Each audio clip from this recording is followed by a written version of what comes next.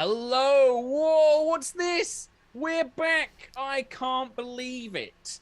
It is time, once again. Friends, join us in Eveningstar. Welcome back for the final season. It is the last season, the last hurrah of these wonderful adventurers and nobles who have come to take over what started as a small little village in the land of Cormyr in the Forgotten Realms.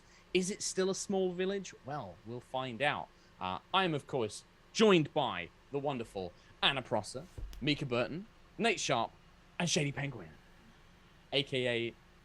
Jonathan Indivino, a.k.a. Shady Penguin. I forgot that's how I used to always do it. I forgot that's how I always used to do it. I just said your name. I was just like, it's been a millennia. It's okay. Yeah. It's been so many years. Mark was British. Is that weird? that is weird, yeah. And then he started talking, and I was like, oh, yeah.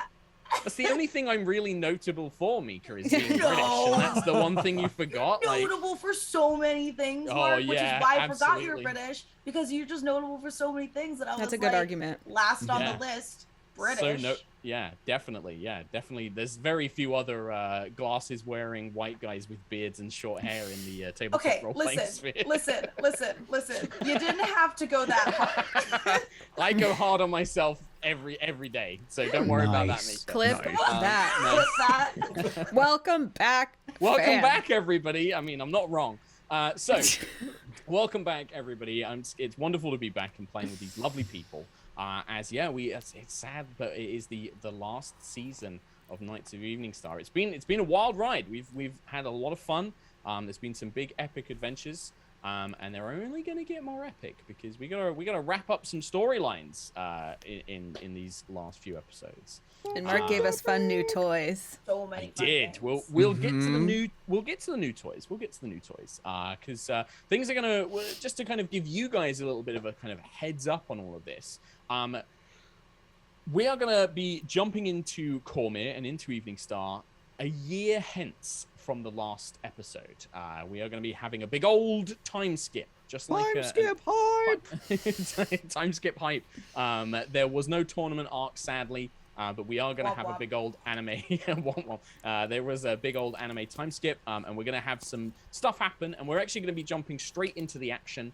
And some of these new toys and these new developments, we are going to revisit. We might be doing some flashback episodes, kind of show you how some things happened and came about as we go on. But before we jump into that, I just want to is everybody good? Is everybody ready to play some D&D? Do we have any questions or things we want to talk about or things that I've forgotten to do? Because it has been a while, even though I do this every week for my own show.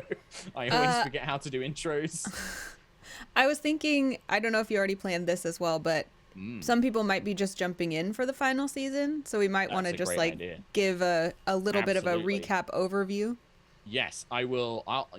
I definitely have that ready to go. Just outlined right here on my screen. Well, we could introduce our characters first. That would be amazing. I mean, yeah, absolutely. Not that he needs to prepare anything. No. No. It's a very wise idea to have you guys just reintroduce the kind of like the character, a little bit about who they are, what class you're playing, a little bit about that personality, and maybe what they look like as well for people who are listening audio wise. So we'll let Anna. Brilliantly volunteered. Why don't we start with you? Sure. I play Agnis Crownsilver, who is a wood elf druid of the Circle of Wildfire. She likes fire and often sets things on fire and started the story by literally burning a bridge. But it's fixed now, I think. It is? I can confirm. Yeah. Yep. She's a noble. She's a Cormyrian noble. Cormyr is where we are. But she thinks that's super lame. And thinks she's very counterculture and thinks that she doesn't, play with the noble life. But it's pretty deeply ingrained in her, so she sometimes has some blind spots about it. And actually turns out to be a pretty good leader when she tries. And she has a half-brother who you will meet, who Shady plays. And so she kind of sees it as sometimes her goal to mentor him and sometimes her goal to tell him to stop trying to be anything like a noble because it's lame and evil. And she's also a member of the Circle of Fire. Circle of Wildfire, yeah. It's Circle named of... after the same thing as just up. Oh, okay, yeah. And she had 5 flames when we last saw her, which was a big achievement. Mm-hmm. And she also recently, in the last few episodes, met the Summer King and thought he was pretty cool. One of the Archfey in the Feywild that we had a little jaunt to. Yes. And by pretty cool, I think maybe has a little bit of a crush on. And she also is the kingdom's liaison to the one-eyed king, King One-Eye of the Tressim. So all of the Tressim. What is a Tressim? A Tressim is a flying cat. Yeah. Literally just stick some white wings on a cat. That's most Tressim illustrations. And it's true. So we have a squadron, if you will, of Tressim that watch over the kingdom, and that Agnis wouldn't say she's in charge of. She just is the liaison to, because the King One-Eye is in charge. And also, we, at the end of last season, through various, quests and intrigues, came upon a potion or a spell or something that allowed us to embiggen some Tressim. So we now also individually have Tressim mounts. Yes. And not just individually, you have one of your units, one of your kind of military forces in Eveningstar are Tressim Knights. They are Tressim cavalry. That literally like about 40 of these giant, large-sized Tressim that have been given armor and are now ridden by mounted knights, basically. Definitely one of those, like, why did you do it science because we could situations. Yeah. Makes Eveningstar stand out. Nobody else has got Tressim Knights ever. Nobody ever will. Only Eveningstar has them. So.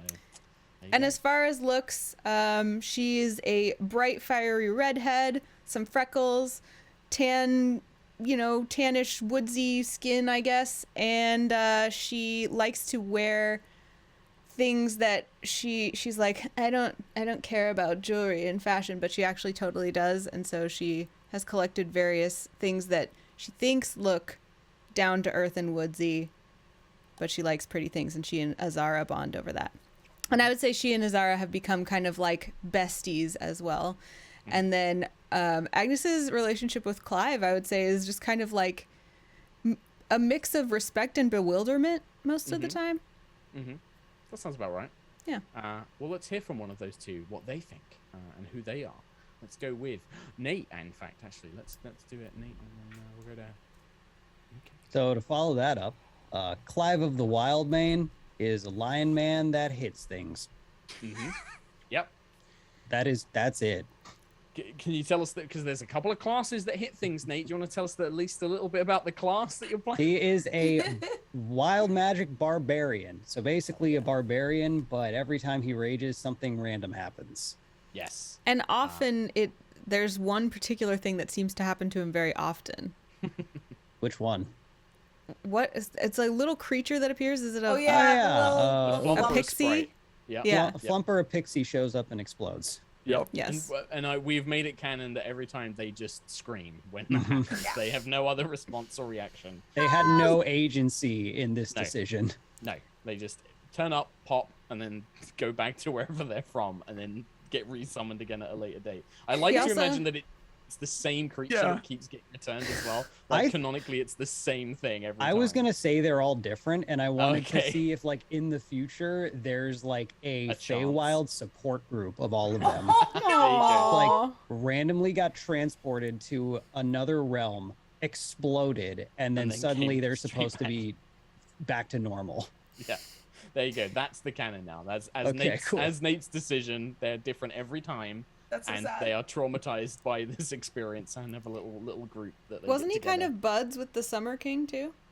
Well, they probably a lot of them would be, because the Summer King's one of the sort of major archfey, and Clive in particular is like the Summer King was the one who initially sent him into the material plane to kind of meet with Eveningstar and sort of act as a both sort of advisor, but also get the lay of the land and kind of get the the idea of what the Eveningstar crew were about, basically. A mission that he has completely forgotten. Yeah. Yeah, and so it also looks like the Summer King has completely forgotten about that mission. So the last time you saw him, he didn't seem that bothered about checking it out. So he's just kind of happy. The Summer King and Clive are very, very similar in personalities, and so seem to have just sort of like been enjoying the moment and the lovely fights that Clive keeps getting into. Also, there's the Lion Squad. Oh yeah. Yep. You have 2 retainers, Erez and Barangon, who are 2 other Leonin.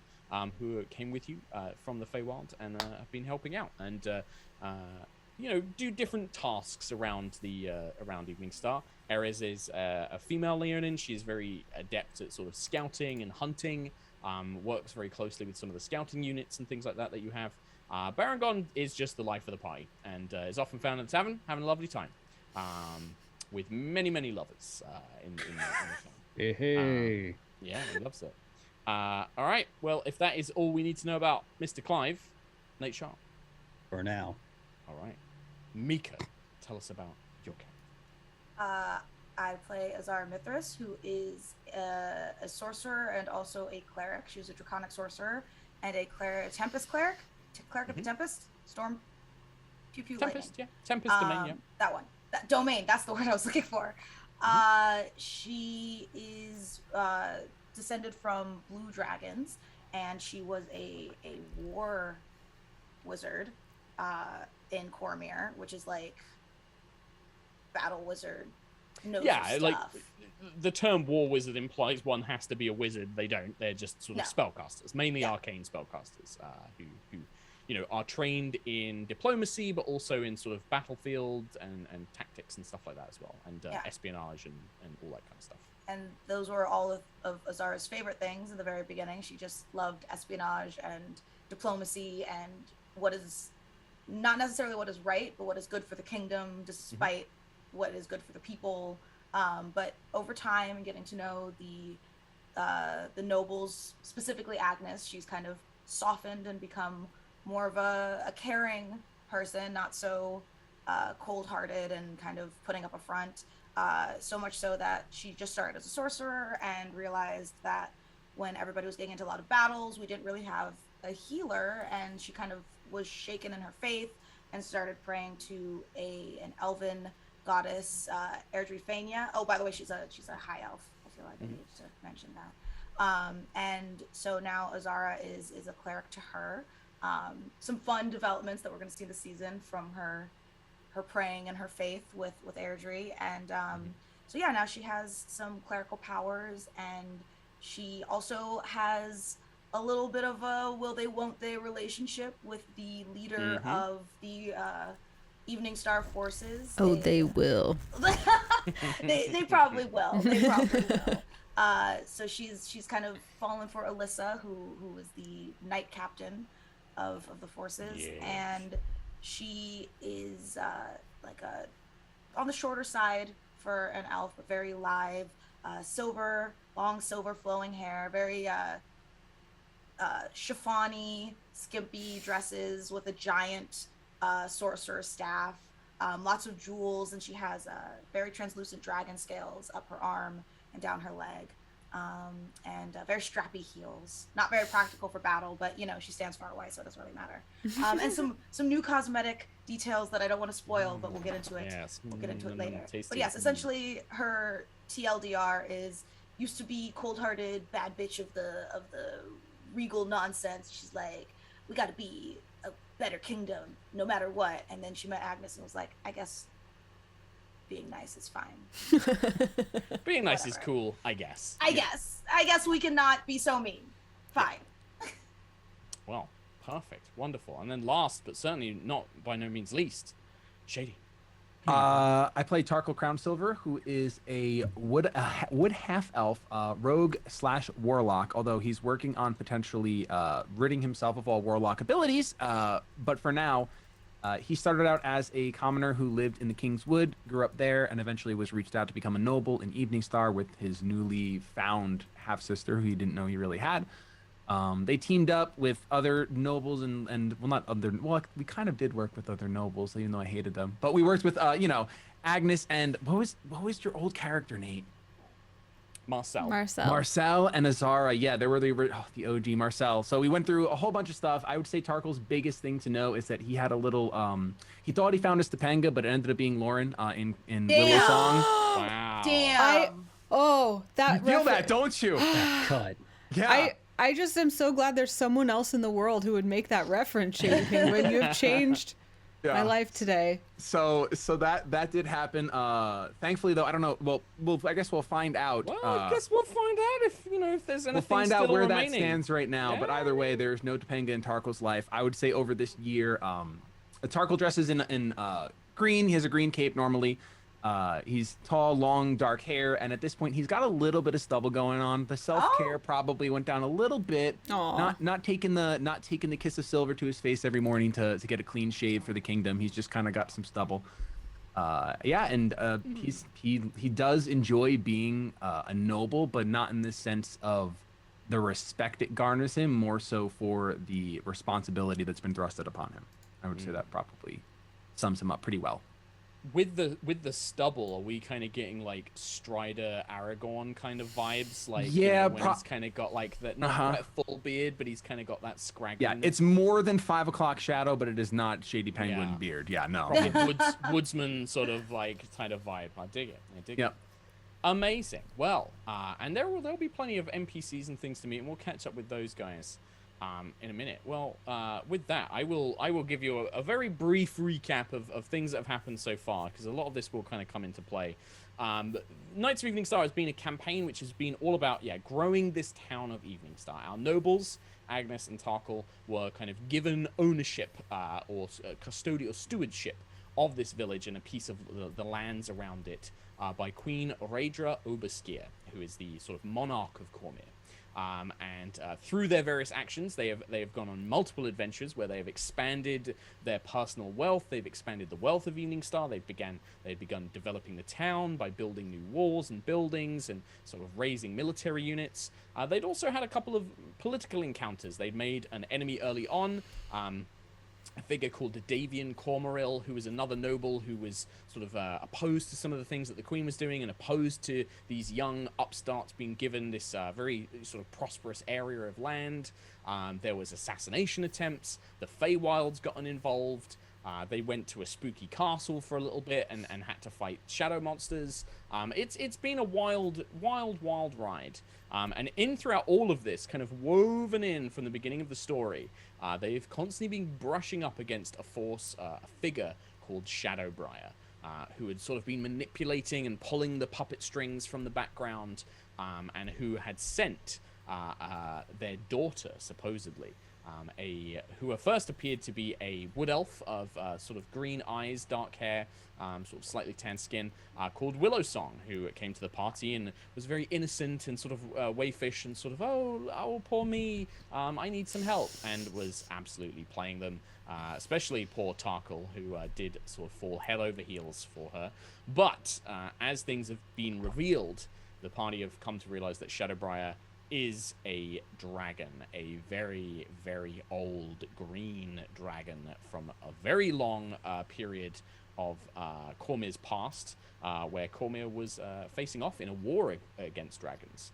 And with bitter plans of revenge, Shadowbriar is seeking to bring destruction and ruin to Cormyr, and had sent her draconic daughter in humanoid form to try and sort of spy on the party and manipulate them. However, as is always the way, something changed, and Willowsong decided not to follow her mother's orders and betrayed her to the party, giving them intelligence and warning them of an upcoming attack and assassination attempts, and that is pretty much where a lot of the story has then spiraled out from. And that's where we're going to pretty much be picking things up in terms of story-wise, focusing more on the sort of wider Cormyrian issues going on. And there will be some personal stuff, as we mentioned, where we're going to maybe do some flashbacks going back to see how some of these more personal stories have developed as well, with gods and sort of druid circles and heists, and who knows what Clive's been up to. Even I don't know yet. I need to figure that out. But that's where we're going to start. But in true cinematic fashion, anybody who, if you have watched Eveningstar, you'll know I like to kind of frame things very cinematically, because I think that that's fun. We sort of open this final season, not with you guys at all. we find ourselves, if we imagine a camera, looking on a ruined watchtower. We know it's somewhere southwest of Suzail, the grand capital of Cormyr, and nestled in the mountains and the hills, this ruined watchtower is patrolled by a sizable force of what appears to be Cormyrian soldiers. The soldiers are bitter, they're cold, they're miserable and unhappy, and amongst their number, hidden by cloaks and shadows, masked individuals, each one wearing a wooden mask that kind of curls around like thorns and vines covered in razor-sharp briar seem to merge and mingle. And we follow one of these cloaked individuals as they head down in beneath the ruins through a sort of stone stairwell leading down into a still intact sort of underground floor where numerous buildings have been lined with desks and papers and maps, and a great plan is at work. And we see these individuals, these masked individuals, all saluting to each other, or kind of giving each other secret signals, as this one particular fellow walks through a series of hallways and eventually finds their way into a much grander meeting room where a large circular table has a map of Cormyr. Regions of it have been divided, have been split off, daggers and various other implements used to wedge it down. And we see a grey-haired noble, a very tall, very broad-shouldered man sort of looking over it, making plans. Yes. He sort of whispers in a hushed voice. We must hurry with our plans. Raedra is beginning to mount her counter-offensive. Send the next team in to deal with it. We must not let Lady Shadowbriar down. And then we pull away as everything fades to black, and we come back in with you guys. Now, to give you guys some intel, a year has passed since we last met. A year has passed in Cormyr, and Cormyr has been plunged into civil war. Davian Cormaeril, accused of attempted assassinations and treason, has called Queen Raedra a weak leader who would rather play political games, and has made grand claims about her favoring old traditionalists, keeping the status quo, and being a force for the new, upcoming merchant and labor classes. Davian Cormaeril, however, an individual you have met long ago, definitely does not believe in those things, was very much part of the sort of old traditionalist bloodline nobility mindset, but you do know is directly working with Shadowbriar. And this is all part of some greater scheme, some plot that the dragon is cooking up. But it is a very real threat. Davian controls the Kingswood, a very vast region of Cormyr with many villages, many very small towns, but it is incredibly defensive, very difficult to assault and assail. Davian has also commissioned forces from across Faerun, hiring mercenaries with vast amounts of gold that they did not believe he possessed until now. And this has meant that, Cormyr has been plunged into a quite, not brutal, but ongoing civil war. A constant threat is in place. But for Eveningstar, a small village to the north on one of the main trade roads, and a village which has adventuring nobles who recovered a vast amount of gold in a dwarven ruin and mine, have expanded it rapidly. Eveningstar is no longer a small village. It is a large stone-walled town. It now stretches across the Starwatch River, with Eveningstar's keep now being a main part of the town itself. The bridge that Agnis so famously burnt down is now called the Starfire Bridge in sort of honor of the very famous incident when the nobles first came. And it now joins two halves of the town together. And it has blossomed. The population has grown, businesses have flourished, and is now, on its way to being a major town in Cormyr's economy, but also in its history. You guys, have been sort of kept in Queen Raedra's council. Having been, she was the one who gave you Eveningstar in the first place and assigned it to you. and you have been sort of working with her as Davian's civil war has sort of blossomed and grown.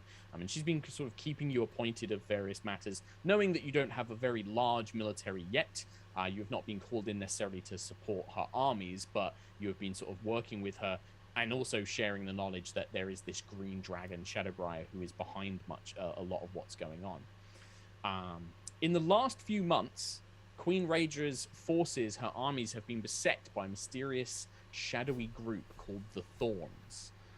The Thorns are a cult of Shadowbriar. They are mortal humanoid worshippers, people that are working for the dragon. Whether they know it or not, you're not sure, but they are numerous and they work in the shadows. They've been doing things like sabotaging army supplies, poisoning forces, destroying parts of the cities, basically acting as a sort of insurgent group within Queen Raedra's armies. Your Spymistress, Willowsong, former dragon and daughter of Shadowbriar, has been tracking the Thorns and has been aiding you and sharing this information with you. Thanks to her network of spies as Spymistress, she has tracked the Thorns down to their headquarters, which is in an old ruined watchtower called the Basilisk's Eye to the south. And a plan has been hatched. This group, if they know that you are coming, will quickly scatter. An army would alert them quickly if they were to be attacked en masse by Queen Raedra's forces. So instead, a plan has been made. You guys are going to launch an ambush, a surprise attack, using a very rare capability that Eveningstar has with your Tressim Knights, flying Tressim Knights, and a unit of scouts led by Tarkal's father and Erez as well, who have all been sort of brought out of the Kingswood and have joined Eveningstar following sort of before the Civil War really took off. You guys managed to bring them sort of into Eveningstar and expanding the Eveningstar with Tarkal's former home. Your scouts and the Tressim cavalry, plus yourselves, will engage Basilisk's Eye and will engage the forces there, giving Elissa and your ground forces time to sneak through the woods and make their way up into the keep and properly engage the forces, which will then allow you guys to go into the keep itself and try and recover as much intelligence as you can. Willowsong, in a sort of kind of briefing before all of this takes place, will tell you that she believes that the Thorns are being led by a noble called Lord Myron, who Willowsong has suspicions is more than he seems. She doesn't know exactly what, but she has told you to be careful and that he is likely to be a more dangerous threat than he may appear. And that is where we're going to kick things off. We are actually going to have you guys come in as this ambush. Yes, Mica Burton. Very important question.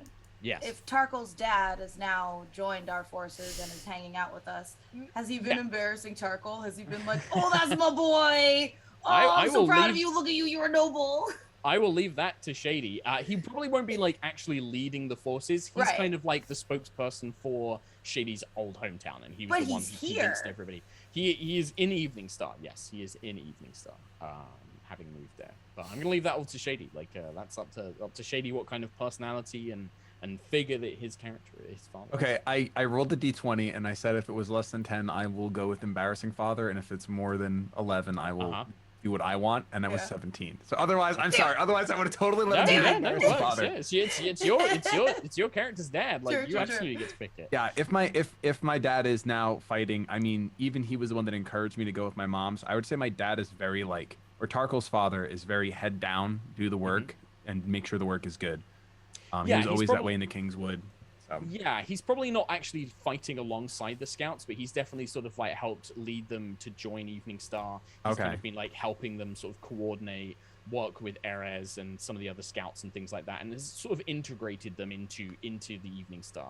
He's more of a kind of planner. You know, he's getting on a little bit. You know, he is a human. He's not like a half elf. Like he's probably in sort of like his very late 50s. Early 60s because of the way aging and half elves and elves and all that kind of stuff works. So he's not a spry young chicken.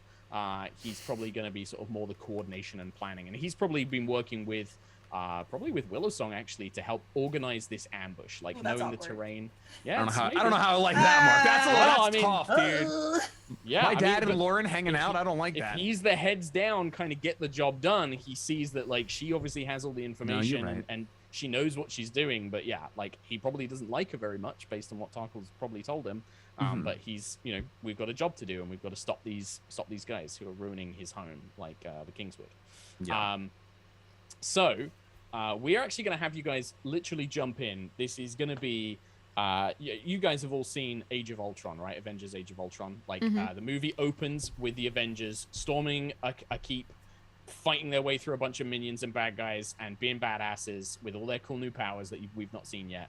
That's basically what this is going to be.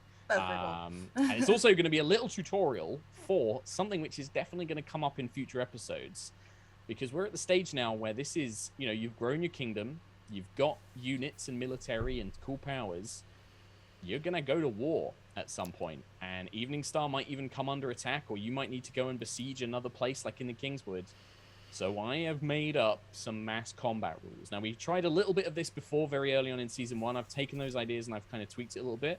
But this is going to kind of serve as a little bit of a tutorial where you guys are going to have, whenever we're dealing with like lots and lots of massive units and like, you know, forces of soldiers, we're not going to necessarily use the strict D&D combat rules. We're going to use something a little bit more abstract that I've come up with, just to kind of represent that more narrative flow of like what a big battle would look like and be, and not worry so much about like, I'm going to make 7 attacks and, oh, I'm going to kill 3 dudes and stuff like that. We're going to kind of flavor it a little bit more. I'm actually going to post you your unit stats in our Discord that you can have a look in once those go through. And we'll do everything as and when. So we'll actually treat this like a tutorial, and like I'll explain stuff as it comes in. But most important thing, let's talk about entrances. You guys you've got a couple of choices here. So your characters can be part of the Tressim cavalry unit, like attached to that unit. You're going to fly in, connected to that unit, riding in as like unit commanders, or you can be with the scouts, or you can be making your own appearance, like waging in as like a one-man Hulk who's just going to come in and demolish a bunch of stuff on their own. And yeah, I guess like the question is like, this is sort of, imagine like a mountaintop ruined keep, like a complete ruin. It's all been broken apart, but there's scattered archers and enemy soldiers and things all around this hillside. There's forests, there's mountains. The Tressims are actually going to come flying in from above. The scouts could be, you know, coming up from the tree line, climbing their way up the side of the buildings. What does this look like for each of your characters? And also describe any cool new stuff that they may have as you guys make your entrance. Does anybody have an idea to kick things off? Go ahead. Everyone else go. Everybody else go. No, I want to hear Mica's, because Mica said cool cosmetics. Mika's like, you've got an idea, you've got the plan, let's go. All right. Is this keep, you said it's kind of run down, right? Yeah, it's a ruin. It's not even really a keep. It's like a ruined watchtower, but there is like a sub basement, that's sort of like still intact underneath it. Basically. I think that this entrance is something that Azara and her Tressim Fae would have come up with. Fae will kind of fly in first, but alone, which will kind of sow a little confusion amongst the battle below. Wondering why is there a Tressim without somebody mounted? And once that, and I think I said that Faye has the necklace on, so she can use some of the magic. So I think she would kind of put a small fog cloud down, kind of sow a little confusion. Once that fog clears, you see Azara now with permanent giant fucking angel wings on her back, like swoop down really agilely. Her eyes now glow a bright blue, and you see her little draconic eyes glowing. And she will fly down and call some lightning down onto the crowds below. Perfect. Don't worry about like using spell slots or anything like that, because we've got some special rules for that. But you like what we see is like, as this attack is initiated, right? The Tressim Knights descend from like the shadowy cloud. This is all at night, so we have just like a little bit of moonlight coming in, maybe obscured by the clouds. And then from the clouds above, the Tressim Knights fly down. Your mounted sort of cavalry smash into these ground forces and begin sowing chaos all around. The knights land, they attack a few times, then they pull away to strike elsewhere. Meanwhile, these soldiers who you've been told, by the way, are sort of traitor soldiers. They've been sort of bought by the Thorns and by Shadowbriar and working for them now. So don't worry about killing them or anything. They're like in a panic. Their lives don't matter. Their lives don't matter anymore. They're in a panic. They're now trying to kind of deal with this attack that's come out of nowhere. And then, yeah, we see Faye wander down. The fog cloud kind of fills up. We see a couple of these guards like, what's going on? They've got mages. Somebody tell the commander. And then just flying along, kind of blasting them with lightning as you fly by. We have Azara. Now, to represent this, you are in a unit term, because for mass combat you are all units, but you guys are commanders, and that means that you get to do special things. And rather than sort of use normal attacks, everybody has something called a battle skill, and this is just a d20 roll, and you want to get under your battle skill. I know it's a bit different. For Azara, that is less than a 17. Okay. So we're just going to kind of tutorial this, and this is like a basic magical attack, right? You're just going to use your magic to blast the enemy with lightning. So I just roll a d20 and I want roll less a than d20 17. and you want a 17 or less. Absolutely. I got a 6. All right, perfect. So because of that, you basically deal your battle skill in damage to this unit's morale, and we will have them take 17 points of damage. So as you kind of fly in, and also I should point out that magic and like magical attacks, they don't get any sort of protection from their armor against. Like magic is extremely effective against like soldiers and things. They have no way of defending against just being blasted by lightning as you fly down, just kind of raining destruction down.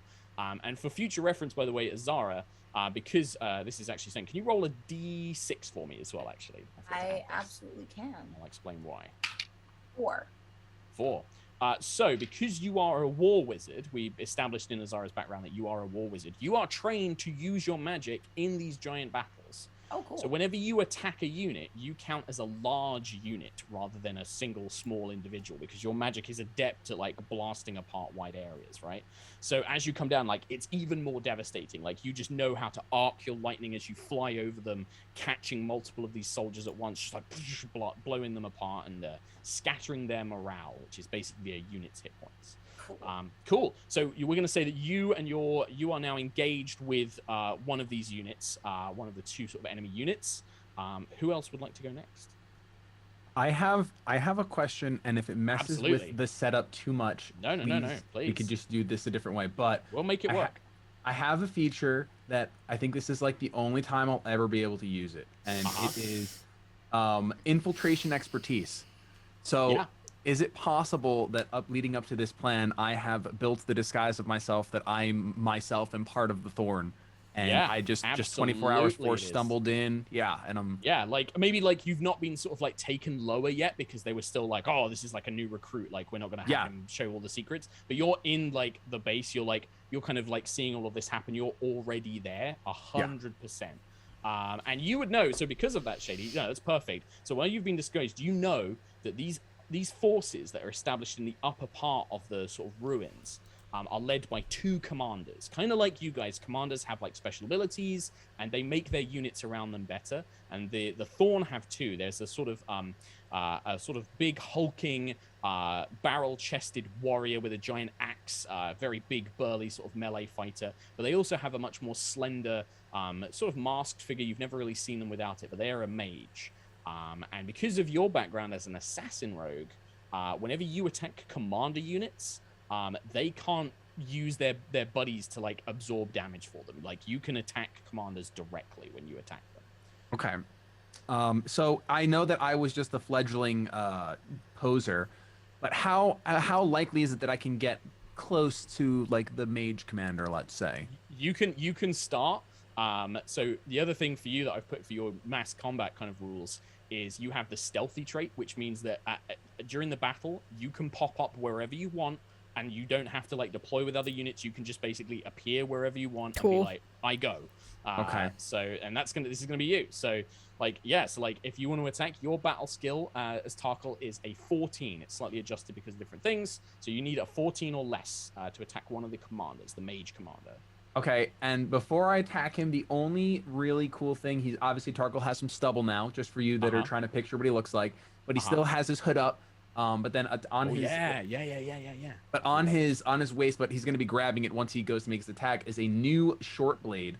I believe it's a short blade, correct? Yeah, short sword. Short sword, yeah. And it's made of jet black obsidian, so it's a black blade that's enchanted in fey gold. So I imagine there's like a little bit of a shimmer to it as well, with the fey gold. And I believe the handle is it twists into spirals beyond the crossguard twists into spirals.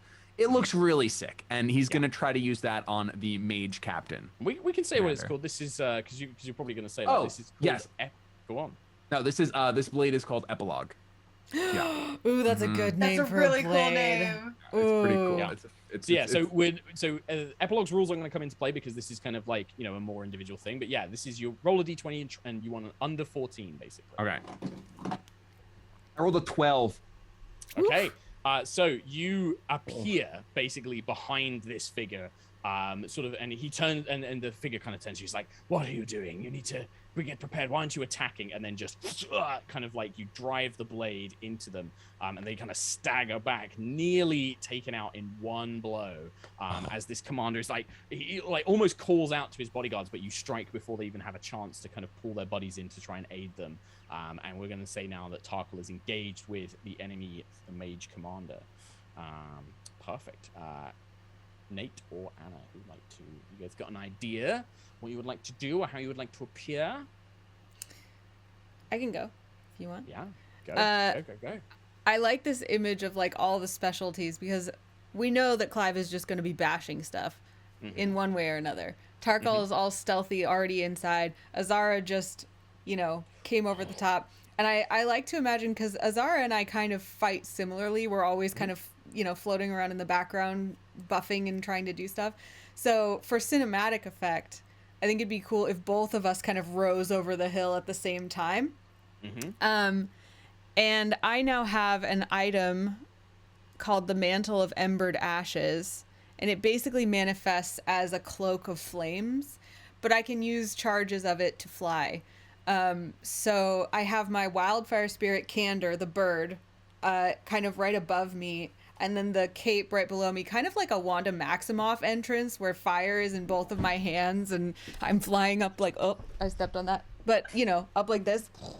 And I fly up at the same time as Azara, and I like to imagine that both of us went right into like the fray. Because when I land, I can do damage with my mantle, I believe. Yeah, we don't worry about spending like any uses of the mantle or anything like that, because again, this is like meant to be a bit more sort of abstract and sort of like, because there's so many enemies here. There's like 200 foes. We're not going to sort of roll damage for all of those guys individually, but instead, you absolutely come sailing over and just flame billows out from the bottom of the mantle, from your hands, just kind of cascading over the enemy. And again, like Azara, this is going to be magical. For future reference, for Agnis, by the way, the kind of little combat traits that I've given you for the mass combat is your first one is called Maiden of the One-Eyed King, which means that when you lead a Tressim unit, your battle skill improves and their armor improves, because you are basically like the emissary of the One-Eyed King leading the Tressim into battle. Love it.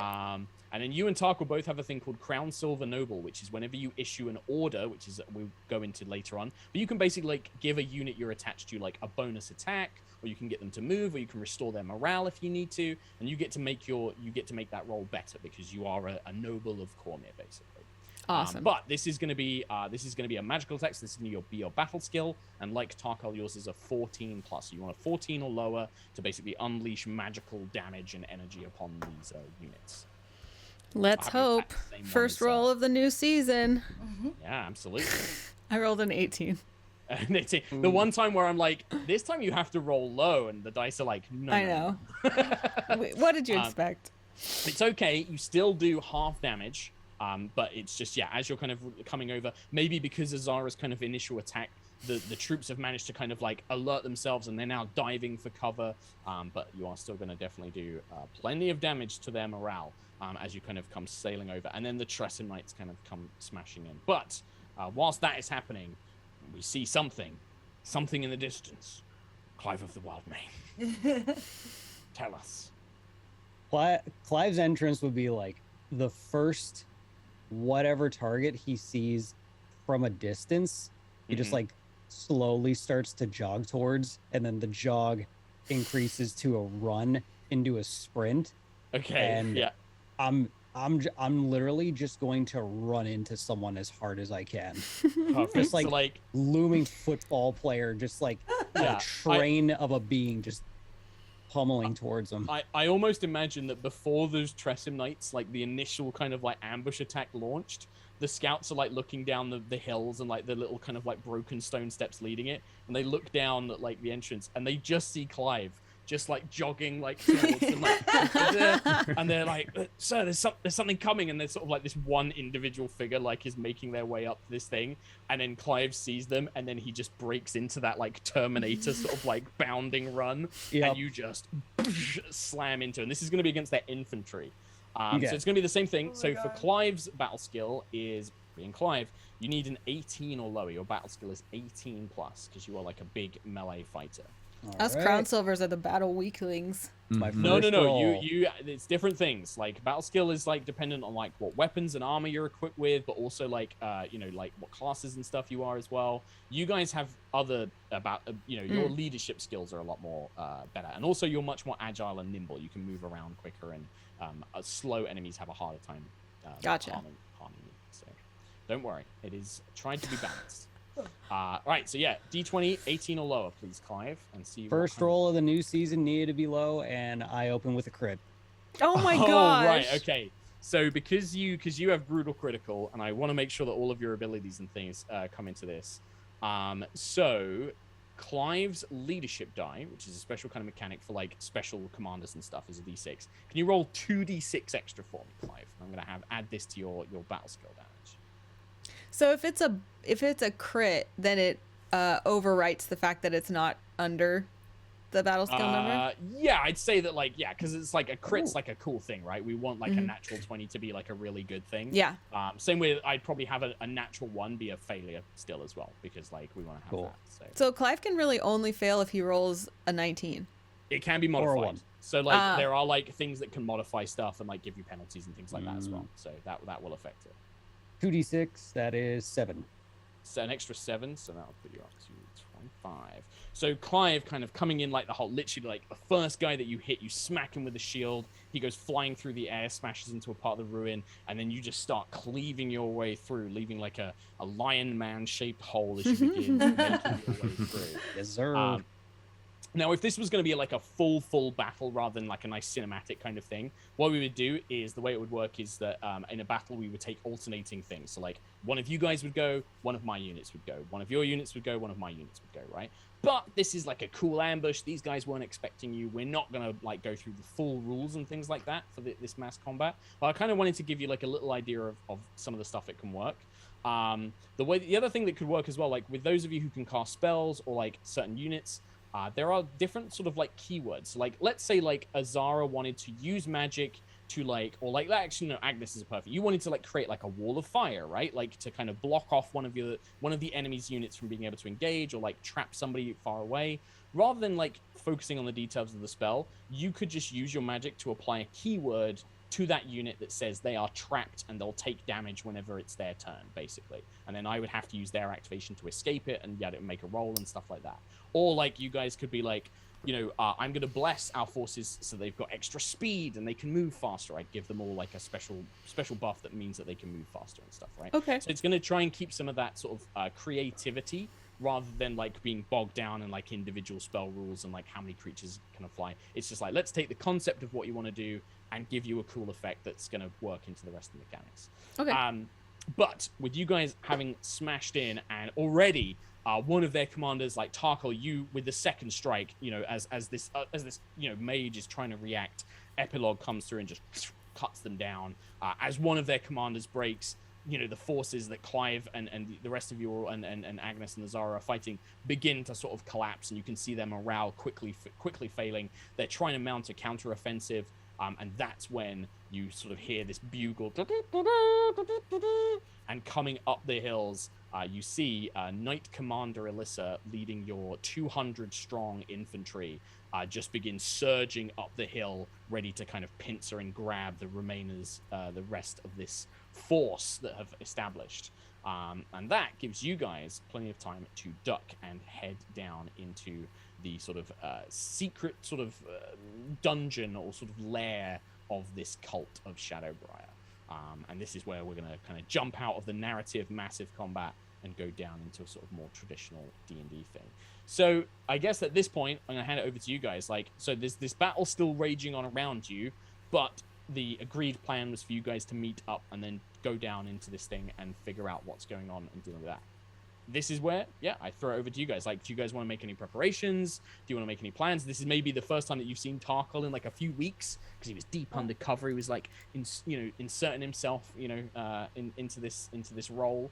But yeah, I throw it over to you guys. Did I learn anything that'll help us in this dungeon during my time of? Oh, that's a great question. Yeah. Roll me I think 2 checks, an investigation check and a deception check. Okay. Investigation first. It's plus 10 plus a 20. That's a crit for no reason. Whoa. That's a 30, 30 total, but it's a crit. Okay. And then you said investigation and deception. So this is Deception, yes. This is that's a 13 plus 4, so 17. Okay. With the deception, that was more sort of like trying to get information out of people, like trying to lie to people and kind of like trying to, eke a little bit of information that you can out of them. And you have definitely learned that basically there is a plan in place that if Basilisk is attacked, the plan is for the agents of the Thorn to start destroying as much evidence as they can. And all you know is that they have some sort of escape plan. You don't know how it works. You don't know exactly what it is, but you do know that they have some sort of escape plan in the dungeon, in the lair that they have. With the 30, though, there's a couple of things that you would know. The first thing is that there is a corridor. One of the corridors in the area below is trapped, sort of like you've been scoping it out and you've kind of seen. The other thing I would tell you is that you know that Lord Myron's chamber, you kind of, you know the area that is on top of the sort of ruin, and you know that the Lord's lair is underneath this section of the keep itself, and it's booby-trapped. You've seen, like, on the surface, kind of walking around, kind of like checking out the ground, chiseling and sort of breaking of the earth has been done, and it's been held up by boards. That section of roof is actually tracked to collapse. The Lord seems to have the ability to sort of collapse the roof if need be. But that would, in theory, collapse it on them. So you're not quite sure why, but it's definitely been done on purpose to engineer it that way. Okay, I would share all that with the group then when we meet up. I don't really have an idea of like why they would do that. Yeah, absolutely. After we meet up, Azara will gather everyone close really quickly, and I'm assuming we've all gone to battle before now together with these new abilities, so this is very normal to everyone. She'll wrap everyone within her wings and cast Aid at the 3rd level, which means everybody has their hit points increased by 10. And your you max have hit points. Yeah, your max hit points increased by 10 for the duration, which is 8 hours. So you have 10 extra hit points for 8 hours. Yeah, awesome. And you can, on D&D Beyond, I think you can there's like a temporary thing where you can increase your max HP if you click on the actual HP icon, which is good because it means you can be healed for that extra 10 HP if you lose it. For 8 whole hours. Very, very good. Excellent. All right. So, like, as Azara kind of enfolds her wings around you, and you feel this kind of it would be like a gentle breeze, I imagine, right? Like Mica, like a kind of like you feel this wind sort of swirling around you, almost like helping to protect you against, glancing blows and things like that. As a whispered prayer to Adrufenia provides this blessing. Anything else that you guys want to try and do? Does it sound like we're going to need to do searching down here, or mostly fighting and capturing? I think that Shady's information is pretty much would imply that this is probably going to be a case of like trying to stop these cultists from destroying evidence. But I mean, they're probably going to be hiding stuff as well. So like trying to search for stuff is probably going to be useful. For sure. I want to. Yeah. I want to conjure animals, and I want to use. Good. Yeah, I know, right? Right away, just right away. Oh, you're the best, Anna. Thank you. I know. And I'm gonna do creatures with a CR of 0, so there's gonna be just a billion of them. Oh my god. Okay. And I'm gonna call scorpions. So just tons of scorpions kind of spread out. But this is like wildfire magic. So are these like little red, orange, flaming scorpions? Kind of like got like fire themed to them. I would say that like as they catch the light, they kind of glint like red, orange. Like their carapace kind of is like horrible holographic fire looking. Noteworthy, Azara screeches a little bit and like pulls up her dress as the scorpions run around. And I command the scorpions to stop any enemies in their tracks. Okay. And is there anything in particular? We're seeking Lord Myron, right? Yeah, and things like I think the Willowsong, maybe sort of in the briefing before you left Eveningstar, the keep in Eveningstar, she would have said like, be on the lookout for things like papers, journals, maps, anything that may give us an indication of where they intend to strike, but in particular, anything that mentions Shadowbriar. We want information on her greater plan rather than just these individual attacks. I suspect so I say, stop anyone in their tracks and bring me paper. Okay. But you want these to be like little tiny scorpions, right? Like. Well, I mean, let's see. Because what I would say is, because normally conjure animals, you can't summon CR0 creatures, right? What I would say you could summon is a swarm of scorpions. How about that? Well, I want them, like, I was going to do rats, but scorpions just seem cooler. Uh-huh. Because I want it to be something that could grab and drag a piece of paper to me. Okay, if you wanted to do that, they would need, because, yeah, like, CR0 scorpions are like little tiny baby scorpions. How about giant ants? Covered. That probably, that sounds horrible. Let me have a look. Are they also foil first edition? Foil first edition ants? Yeah. I like the scorpions better because I think they're firier. But I mean, they'll be scorpions. I'm just trying to find like an actual stat block here that it was obeys in the Conjure Animals 3rd level spell description. Oh, it's weird. under sample creatures. Oh, scorpion. Yeah, it's got the sample creatures, but then the actual spell says I know 8 beasts of challenge rating. 8 beasts of challenge rating, 40 or lower. So like, it doesn't actually give you rules for summoning ZR0 creatures. So I'm sort of trying to make up something to get you what you want. They have giant centipedes in 1/4 CR. So what if these are giant scorpions? Yep, let's do that. Thank God.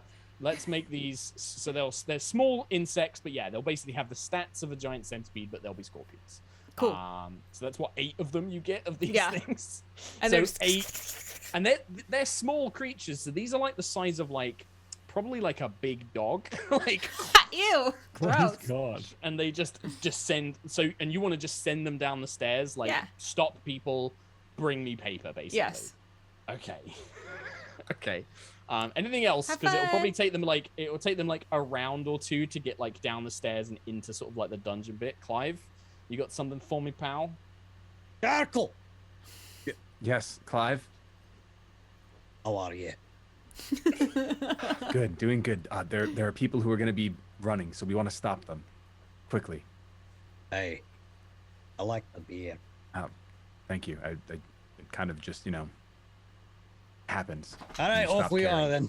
I was gonna say, meanwhile around you there is like the sounds of battle, and like a guy like stumbles in, like one of these sort of just like, oh god, and then he like gets like smashed to pieces by a giant Tressim who just like picks him up and like flies away with him and drops him from like 20 feet up in the air. I mean, like, there is this like chaotic battle around you going on. I feel like Clive grabs my face when he says that. I like your beard. Looking. It's I mean, moving from Ultron to Infinity War, it's like the Cap and Thor scene. They're mid-battle, and they're just like, hey! It's like the beard. Like, absolutely. But yeah, okay. Before we run down, okay. Now, I have a question. Sure. Summon Draconic Spirit. It says large dragon. Uh-huh. Large is not going to fit down these, like, narrow 5-foot stairs. That's what I figured. But we don't want to be followed, so Azara is going to summon this dragon. Like leave it at the entrance. And leave it at the entrance. I'm going to summon a. Hold on, where the gem dragon. So both he and I. He and I are going to be resistant to. Very exciting. metallic, so I'm resistant to poison because I don't fucking trust the Shadowbriar people. That's pretty smart. Yeah, so we're both resistant to poison, and his element is also poison, so he is a metallic poison dragon. He's just sitting there. Yeah, it might mean that like his poison, if they have any sort of resistance, like his poison will be less effective, but it means that I'd rather be resistant to poison. No, it makes sense. Yeah. And the draconic spirit can still have like, so this is like, do you want to describe it? Like, is this like a kind of semi-corporeal? Is this like a kind of like ghosty dragon, or is this like a made from wind and stuff like that? Like, what does this look like? Since it is a sorcerer spell, I think it would tap more into Azara's sorcerer side of her. So he is like an actual corporeal, like green giant dragon, but because she does come from a blue draconic bloodline, everything kind of looks staticky. It's like if your TV was kind of staticky, because it's like he's brimming with lightning power underneath the surface because it's her lightning that created him. But he does look like a very shaky, like if a green dragon was like kind of cracked out. It's just like a little shaky. Nice, cool. All right, so yeah, we get the dragon kind of takes this defensive position at the top of the stairs, and I think that's the point where you start to hear echoing from this chamber down below, like, fire scorpion! Oh God! Just have a quick kill! Oh! And you just hear like shouting and muttering of like there are forces down there. You do hear lots of like crossbow. Kind of like snaps and twings. You can hear the sounds of battle. You do also hear quite a lot of like smushy carapace being crushed and attacked and smushed and things like that. But it's fine. They're from like the Feywild. They'll just disappear and they'll be okay. Fire Fey scorpions. Yeah. So once we hear the screaming, Azara's gonna be like, we should go. Yeah. All right. I also said like, I summoned. Good. I summoned Candor before, but I used one of my wild shape.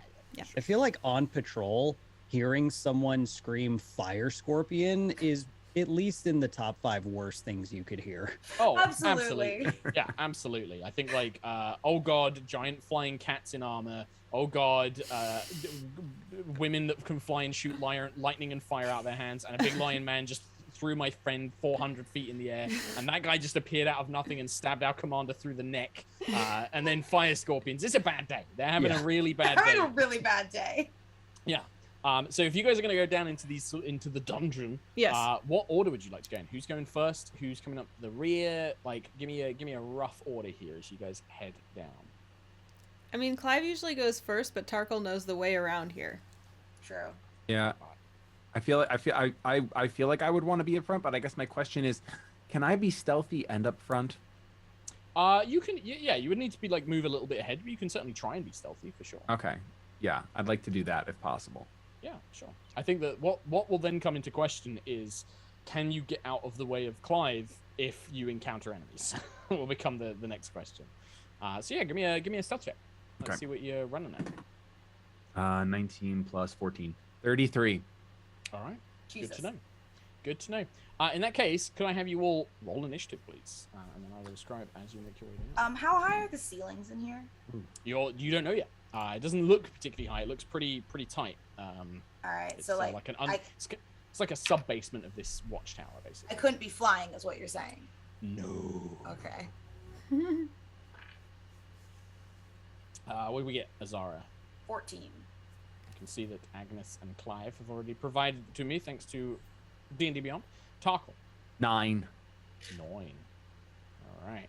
So, Tarkle, you're leading the way. You're not obviously, depending on the initiative, that might change where you go, but you're kind of like sneaking your way down. Clive and the others kind of descending down behind you. You make your way down a very narrow, 5-foot wide, very sort of low ceiling stone stairwell, and it looks like this place has been ruined for quite some time. There's still signs of battle and damage, but as you begin making your way down, the staircase kind of like winds down in like a square stairwell, and then it comes out into a long hallway that stretches, we'll just say north for the sake of ease, and then it divides into a junction going left and right. There is a doorway on one side of the hallway before it gets to the junction. But the scene you see before you, as you make your way to the bottom of the stairs, there's a few barrels and crates and things like that that look like they've been set up as like temporary cover. Probably from the sounds of battle up above, the people here managed to kind of pull out some things to use as cover. However, those individuals, of which there are still a few, there's maybe sort of about 12 of them in this kind of long corridor.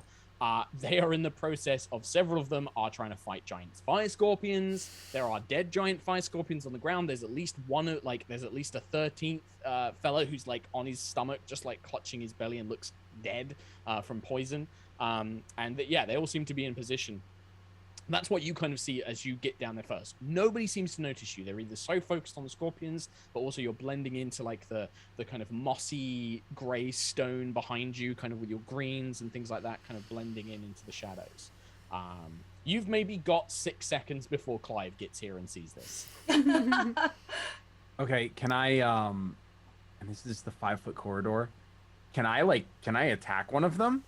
It's about, so the stairwell is 5 foot wide, and then when it gets into this corridor, it's about 10 feet wide, but it's only just barely sort of like 7 feet tall. It's like quite low ceiling, but it's 10 feet wide.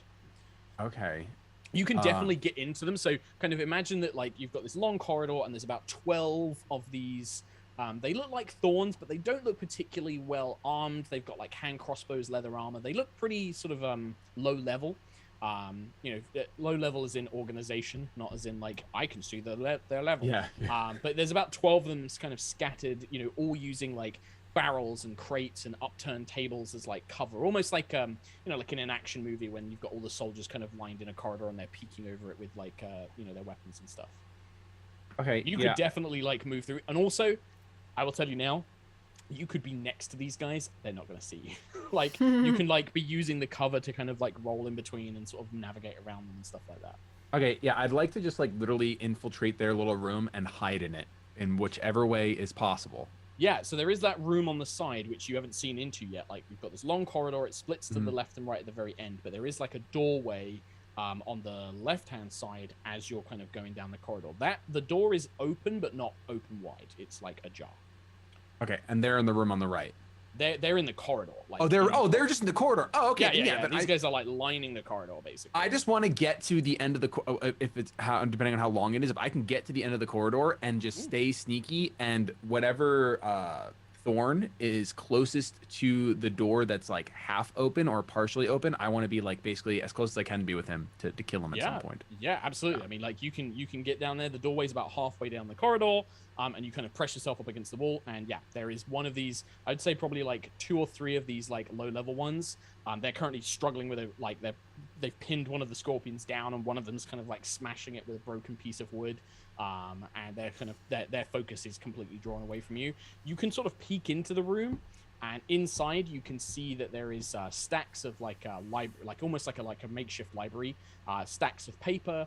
And you can see another one of these Thorns with a much more ornate mask and hood, and they are like gathering papers up and like stuffing them into a bag, and they're just gathering supplies and information and like books and things like that, and it looks like they're trying to gather up as much information as they can. This one looks a little bit more well trained, probably a bit more of a skilled fighter.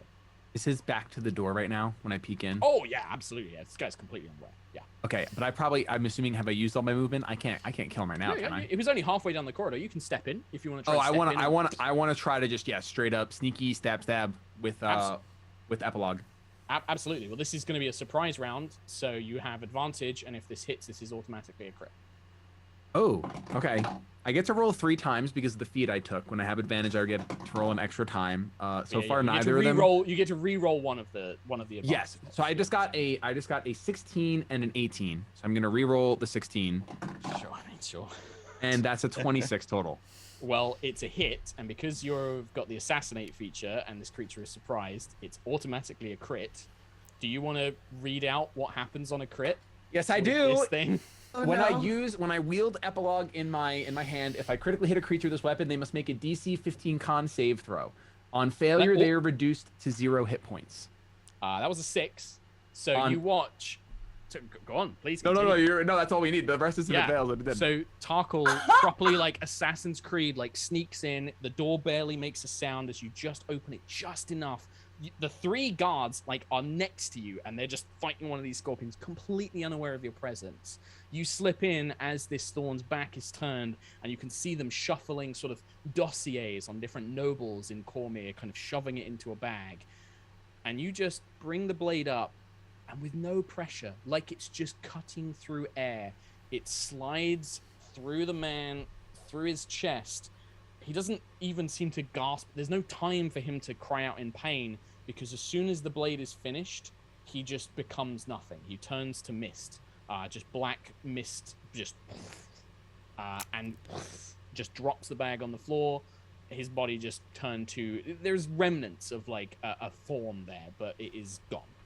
This man is ended. This is the dark timeline for Tarkle. That is the coolest Tarkle has been in 4 seasons, hands down. That was amazing.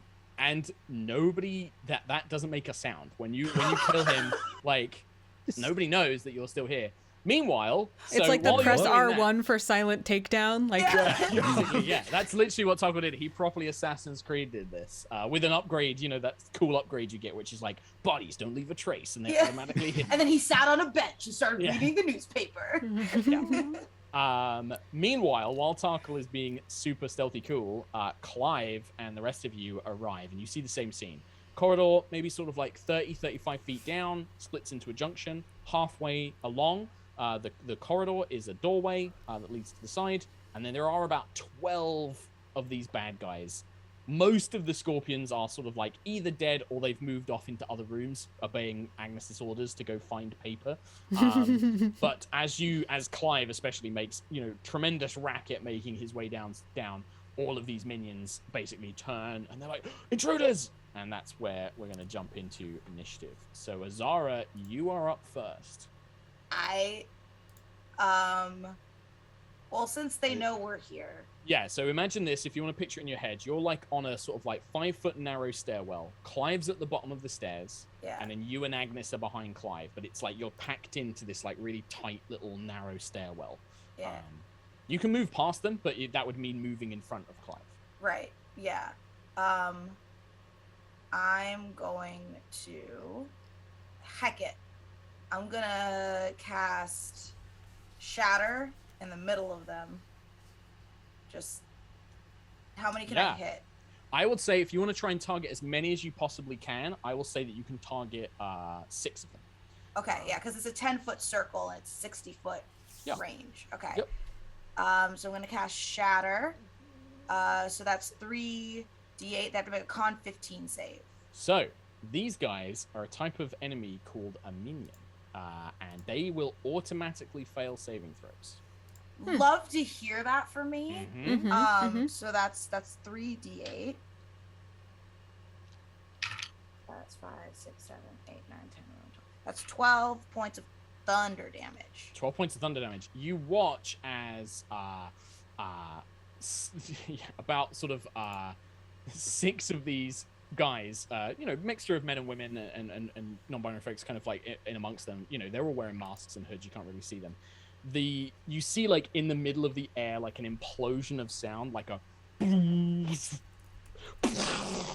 as the spell explodes, throwing these thorn minions up against the stone walls. You hear like bones snap and necks break as they're kind of thrown up against the edges, and 6 of them drop dead completely. Nice. Well done. Yep. Also, if they're holding objects like swords or something, they break. Well, we'll say that, like all of like the crates and cover that they were using in that particular area. We'll say that that's kind of like maybe the sort of first half of the enemies that were in the corridor. All of that cover is broken. Things like, their weapons and stuff kind of like break and shatter and things like that, their crossbows. And then the rear half, the sort of rear 6 are all like wheeling around seeing you do this. But I'm assuming you're doing that from behind Clive, right? Because that was like a spell that you can just target down. Over there. Yeah, sure. I'm not getting in the way. No, cool. Yeah, all done, Azara? Just to kind of get off the ground and be ready to fly. Azara is just kind of hovering at this point. Well, just so you know that it's like 7 feet tall. Oh, is it? Okay, so then you'll be flying like about like 2 there. feet up. Then that's all I'm doing. Oh, wait, no, just kidding. Bonus action. I'm summoning my... Nope, that's another spell. Can't do that. I was going to say, concentrate would lose the Draconic Spirit upstairs. Never mind. We're good. It doesn't look like he's going to get away. So, because of these are minions are, not quite normal enemies. They're going to go after Azara. They basically don't have their own initiative. They just go after a player. And the 6 at the back will basically like rush and see Clive kind of rushing, you know, and this force rushing towards them. They all dive for cover. Any remaining scorpions are kind of either dead or they're not a great threat to them right now. So instead, they kind of all throw themselves up and kind of pulling out like hand crossbows and things. They are basically going to use a minion attack, like a horde attack against Clive. And so this is going to be... It's going to be a 25 to hit you, Clive, as there are 6 of these things remaining. They get a bonus for the more of them that are alive. So 25 to hit. And then because they are minions, they will deal 5 damage each. So that's going to be 30 points of piercing damage to Clive as you are just peppered. All of these kind of minions, like a barrage of fire. Down also, canonically, it is absolutely minions attacking me. No, not those kind of minions. Mark's like, the little yellow with like wood swords. banana. I said to myself, I better not call them minions. Because I bet you Nate will make the joke of them being like Steve Carell Gru minions. And I forgot. And I forgot to change. I forgot to give them a different name. I was just like, I've been calling them minions in High Rollers when I've been using them. They were minions, and now it's ruined. Or enhanced. Well, yeah, take your 30 points of damage now, please. I did. That's all 6 of them. They all go as like one group, basically, as they're kind of... but as you can see, they also die very quickly. And that is going to be minions go. We go back to Tarkle, who had his little surprise round. You hear your buddies. You hear like Azara's shatter spell. The shatter spell, by the way, created like a noise that resonated for like 300 feet. It's like incredibly loud. So anybody in this place knows you're here and you're coming. Not that they didn't know that already. So you know, that's your way of letting me know that I'm not getting any more sneak attack automatic crits when I hit I mean, you might, because they, nobody spotted you yet. But okay, because I'm in that room. If you come out into the room, yeah, like they're gonna probably see you. Like, there's no way to leave this room stealthily. Okay, and I can't see anyone in this room right now. Like from my vantage point, there's no one inside. This looks to be like this looks like a barracks. Basically, it's like a 40-foot room. There is bunk beds, workbenches, writing desks, almost like a kind of like live-in library. Okay. There's the bag of papers that the agent was stuffing, a few open trunks and chests, but nothing else really. In this room. I think that as much as Shady wants to just go and do more cool, badass like combat, I think what Tarkle would know after hearing Azara's like, powerful. I'm like, they got the hallway, so I want to pick up the bag that was dropped and like add it to my own satchel. Yeah. And honestly, go ahead. Just say put down 1 stack of evidence, but like one times evidence. 1 unit of evidence. I have 1 unit of evidence. 1. Please. I'm gonna spell out 1 and then do parentheses 1. 1. Yep. Evidence. Nice. And then I think I want to honestly, is this room like closed off, or is there another exit than where I came from? This is like a completely, its own thing. It's only attached to that corridor that you came in from, where the party are currently fighting. Then I'm just gonna start investigating here while my comrades take care of those goons. Make an investigation check for me. See if you can find some stuff that was not on the agent. Was I supposed to have a turn? You are going next. Okay. Tarkle had like a little surprise. Oh, sneak. Yes, exactly. 29 for investigation.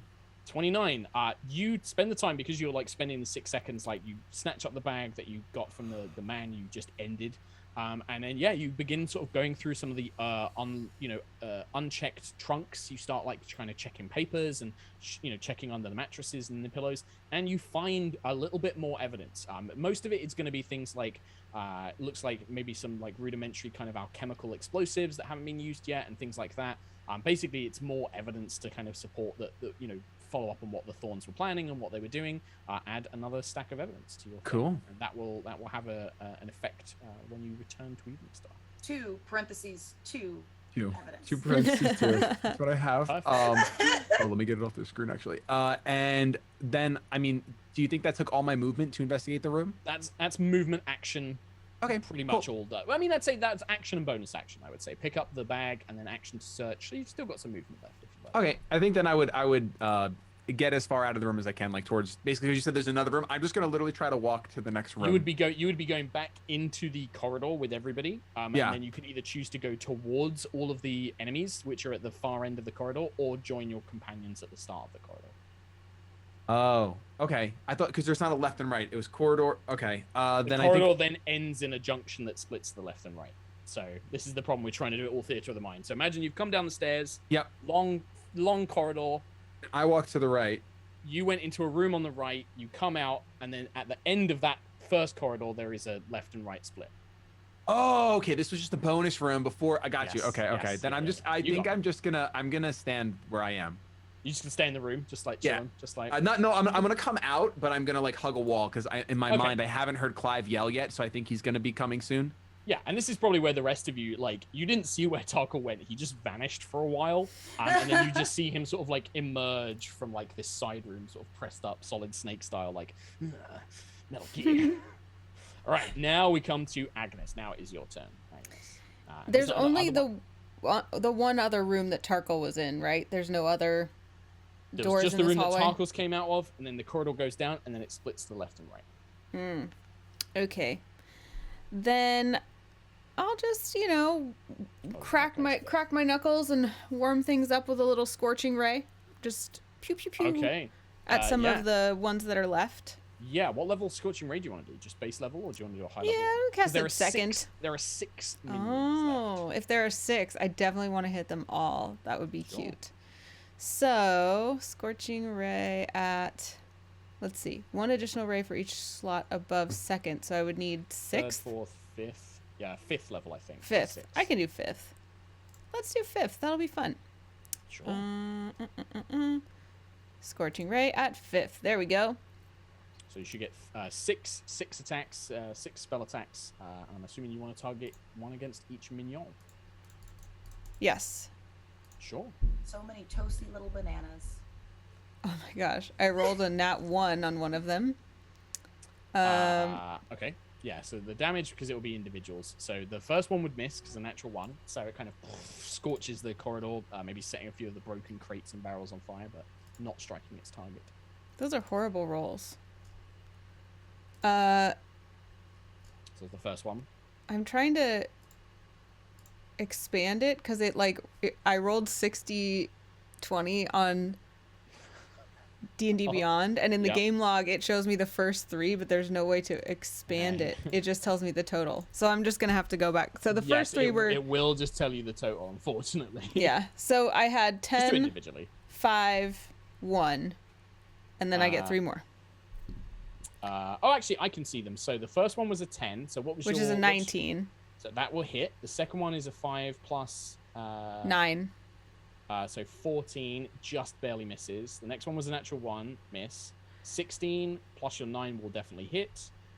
8 plus 9 will hit. 9 plus 9. So you actually hit 1, 2, 3, 4 of the minions. So you hit 4 of them, and they take 2d6 damage each. Great. And I roll the 2d6? Yes, just roll 1 damage roll. Well, actually, we can do it separately. Just do 2d6, and then we'll repeat it for each one. Because these guys do have individual health.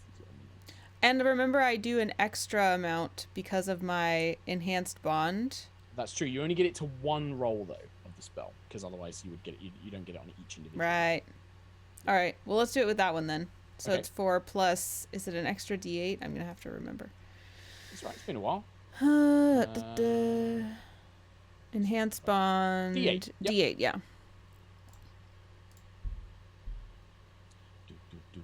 With an extra 6. So that one takes 10. That is just enough to kill them. I'll tell you now that these things all have 10 HP individually. So the first one that the Scorching... 2 of the Scorching Rays miss, but the first one that actually connects incinerates one of these minions. Like the cloak goes up in flames. Ah! Ah! Ah! Wilhelm scream as they run off down the corridor and collapse. Yeah. Does that frighten the rest of them? I mean... Yes, in an extent, but not in the sense that they are the frightened condition. But they are certainly. Just curious. 9 for the second one. 1 is just barely left alive, like struggling. 7 for the next one. Yep, same thing with that one. Very badly burnt, but not quite finished off. And 6 for the next one. So there's 1 is killed, 2 of them were missed, and then the other 3 are like badly burnt by the Scorching Ray, leaving them on 1, 3, and 4 hit points. So the Scorching Ray is just kind of, almost like a spiral of flames, threads through the corridor, and then impacts against these creatures, injuring quite a lot of them. Like they are all very, very badly hurt. As Agnes was like kind of warming up and shaking out her hands, and she does those, and she's like, "Man, come on." It's been a while. You've been there's a lot of politics and a lot of like administration. Haven't had a chance to really let the old flames out. Too much like pen cramping, writing too many documents, not enough fire. Makes sense. Clive of the Wildmane. Yes. You said there's how many left? 3? There are 5, 3 of which are badly hurt. And because you're going to be the first person to sort of melee attack these guys, Clive, I'll tell you, when you hit these guys with a melee attack, because these guys are minions, if you kill one, any remaining damage goes to another one within reach. Cool. And then the same would apply again to another one if you kill that one. So if you kind of get in amongst all 5 of them, in theory, you could just cleave through a bunch of them if you roll high enough damage. So. Okay. Even though we shouldn't know the exact number, I believe you said they have like 3 and 4. What you can know the exact. One has 1 hit point, one has 3 hit points, and another one has 4 hit points, and then the other 2 are at their max HP. Okay, I'm gonna go to the weakened ones, and I'm just gonna down the corridor, like right into the middle of these 5. What is their AC? Their AC is 15, based on your proficiency bonus, so they have an AC of 15. Okay. These guys don't seem like much of a challenge, so I don't even like unsheath a weapon. I'm gonna go up to the weakened ones and just unarmed strike them twice. Yeah, I'm just gonna like punch them in the face. Yeah, I love it. Because you can use your claws, right? So you actually have like unarmed strike stuff. Yeah, but I'm talking literally like my flat 7 damage. Okay, you're just gonna for punch both attacks. Okay, right. Well, let's see if the first one hits. Oh, please get a crit. That's a 23. So that one hits, and you said you deal flat 7 damage. Mm-hmm. So you that would literally leave 1 on 1 hit point. You punch through 1, your fist goes like. How gruesome do you want to be with Clive? Is this like Clive's like knocking them out in a punch, or am I think he would? Because I picture like through the chest, like and then like punching the other one. He would take the 2 that are like weakened and grab them both by the head and just bash their heads together. Yeah, and you hear like a sickening kind of like crunch, and then their bodies just collapse to the ground, and then you probably like the last one you can just sort of like kick or like gets hit, by their bodies. It is a crit. Oh my god. Yeah. How would this work with unarmed strike though? Because it's like weapon damage, and I think it's just 1 weapon damage on an unarmed strike. I mean, that's still going to mean that you do with brutal critical, that's still going to be like another, 4 points of damage? So it's like 11 points of damage, which is enough to kill another 2 of them. So like you grab 2, like they collapse, and then the last one who's already weak, like, I don't know, do you like pick him up and throw him at one of the other ones? I'll just like grab them by, these are little guys, right? Yeah. These minions are designed for you guys to be really fucking cool when you fight, so. Yeah, I just grab them by the ankles and like bat the other one. Yeah, just go flying through the air, and there's this one terrified minion left, who's the only guy still standing out of the squad, and he's like, I think he's like, Lieutenant, he's calling back to the room that Tarkle's coming out of, because he still thinks his captain is in there to come and help him. He's like, Lieutenant. Aww. Right, Clive, anything else on your turn after you just wipe out these dudes with punches? Do I know that Tarkle's in the next room? I leave it up to Clive to decide. I don't think so. He's pretty sneaky when he went in there, so.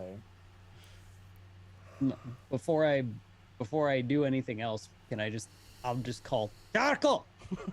Yeah, you don't know where he is. Like, he could be anywhere. He must have gone further into this place.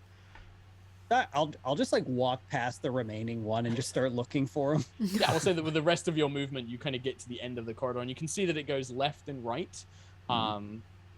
To the left, in fact, both sides they both appear to be like reinforced wooden doors at the ends of like short little corridors, and then there are torch sconces in the walls as well. But that's going to be the sort of last of your movement to get to the end of the corridor. Does the remaining one take an attack of opportunity if I'm just walking by him? Well, so the way that I do minions is they don't get attacks of opportunity, but on his turn he'll probably try and like shank you as you walk past. But that'll be his like action on his turn, unless Azara kills him first, because it is Azara's initiative.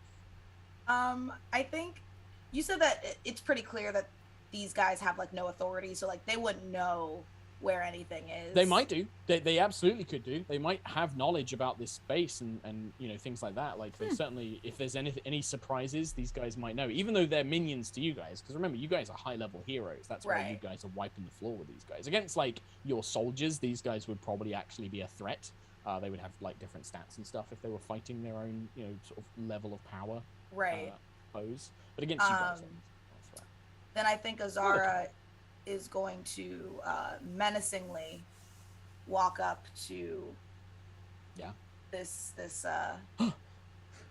minion, and she's going to, with a cantrip, cast Green Flame Blade and hold it up to his throat and say, if you don't want to end up like your friends, and she like notions to the smashed bodies that Clive has gone through, then you'll tell us where every scrap of information in this God's forsaken tower is. And she kind of like singes him a little bit with the fire. Hell yeah. Make an intimidation check with advantage. Hell yeah. Given the circumstances. Well, that's a dirty 20. Okay. Here. So you watch fear grips this person. I will say it's like a young woman, sort of like you know, a little bit sort of battered and bruised, scarred. Looks like maybe an ex-soldier, somebody that fought a long time ago. So maybe not that young, sort of like maybe sort of late 30s, early 40s kind of thing. And she is kind of like, her eyes go wide with fear. You can clearly see that there is a fear of your authority and a fear of what's going to happen to her. And she'll just look and say, I only know so much. It's all, and she'll gesture and she'll point down the corridor. Lord Myron has most of it. We were just told to gather what we could, destroy what we couldn't. I didn't expect you to be here so fast, to get inside so quickly. Which way did she point? She pointed to the right. The right hand side, Azara will singe her a little bit more, and she'll say, Lord Myron, this roof trap, tell me what it is and why he has it.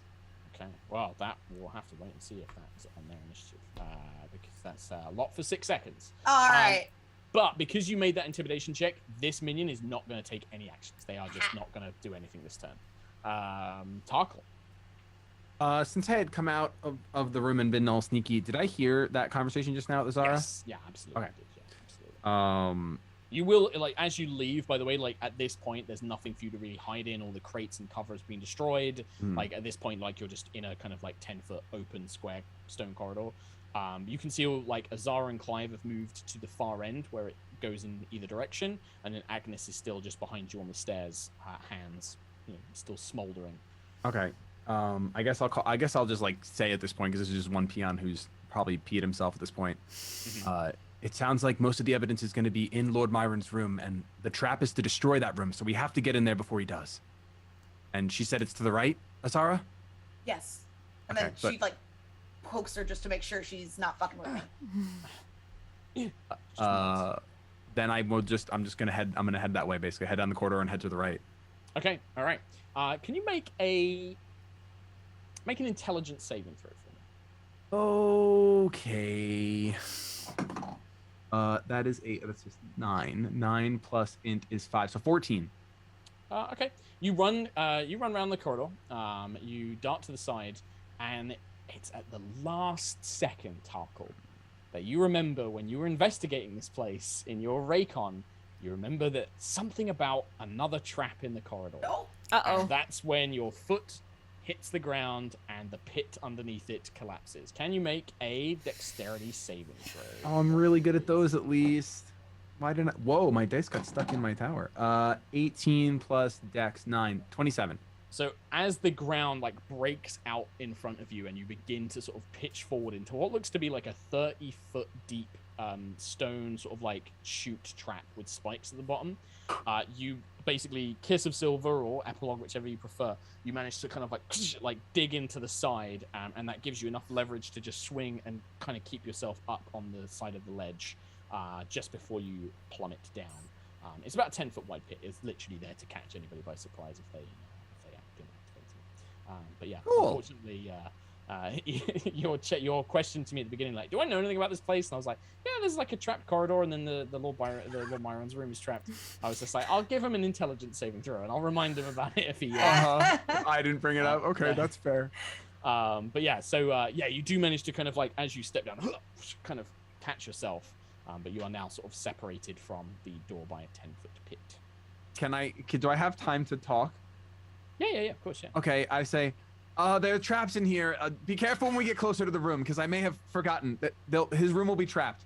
Who'll be trapped? All right. Do you want to pull yourself up with the rest of your movement? Yeah, I would love that. That would be really great for me. Do we just hear that sentence coming out of the bottom of a pit? It's kind of like, he's like, you can see like Tarkle like on the sort of like side of the pit, like maybe just like his little eyes and his little. By the way, guys, there's traps. Yeah, there's traps.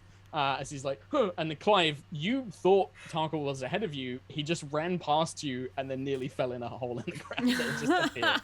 And that's when you see Tarkle. Before Agnis, before you get your turn, unfortunately, as the corridor splits, where where Tarkle has gone right, the door to the left opens.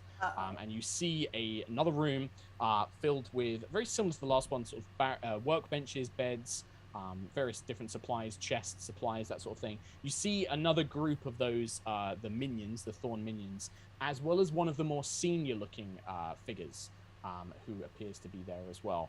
And they are basically, they open that door, and they are going to see Clive and Tarkle down there. But they are going to activate, and they are going to basically join the fight. And so that is going to be against Clive. It's a natural 1. So you watch as, again, another kind of fusillade of bolts and projectiles comes your way, Clive. You manage to kind of bring your shield up and deflect most of it, but you are still going to take 15 points of piercing damage as a couple of them nick you on the sides, as these 6 minions unleash their crossbows at you. And how far are they? They are like 20 feet to the left, basically. Okay. They're just to the side. And there appears to be a more experienced fighter kind of with them, giving them orders and stuff as well. Then I'm going to unstable backlash at him. Oh, okay. This is your wild surge, your wild bob. That's a 3, which is it's a flump. Okay, and don't forget you get extra effects on this now because of your your cool boon. Yep. So yeah, read it out for us. So an intangible spirit, which looks like in this case a flump, appears within 5 feet of one creature of your choice that you can see within 30 feet of you. At the end of the room. At the end of the current turn, the spirit explodes, and each creature within 5 feet must succeed a dex saving throw or take 1d6, which is now going to be 3d6 force damage.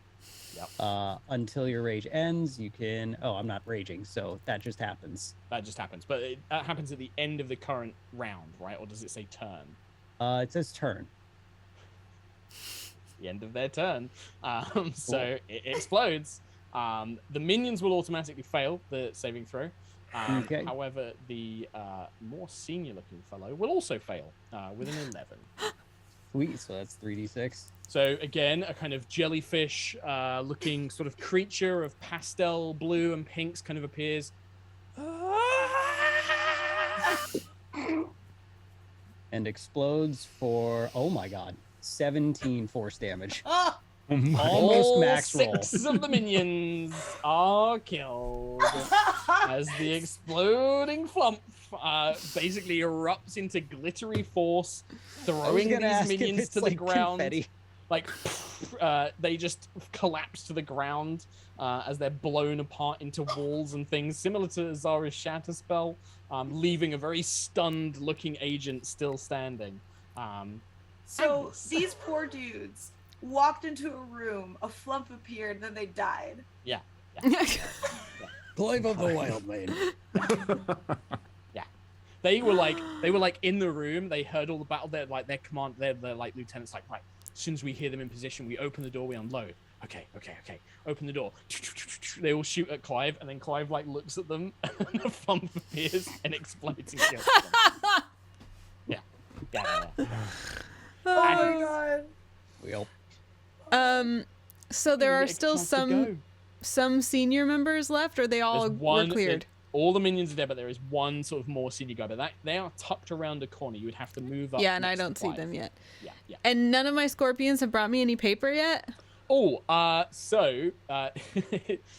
this is, I should have mentioned that at the door where the flump just exploded. Luckily, not in range of the flump.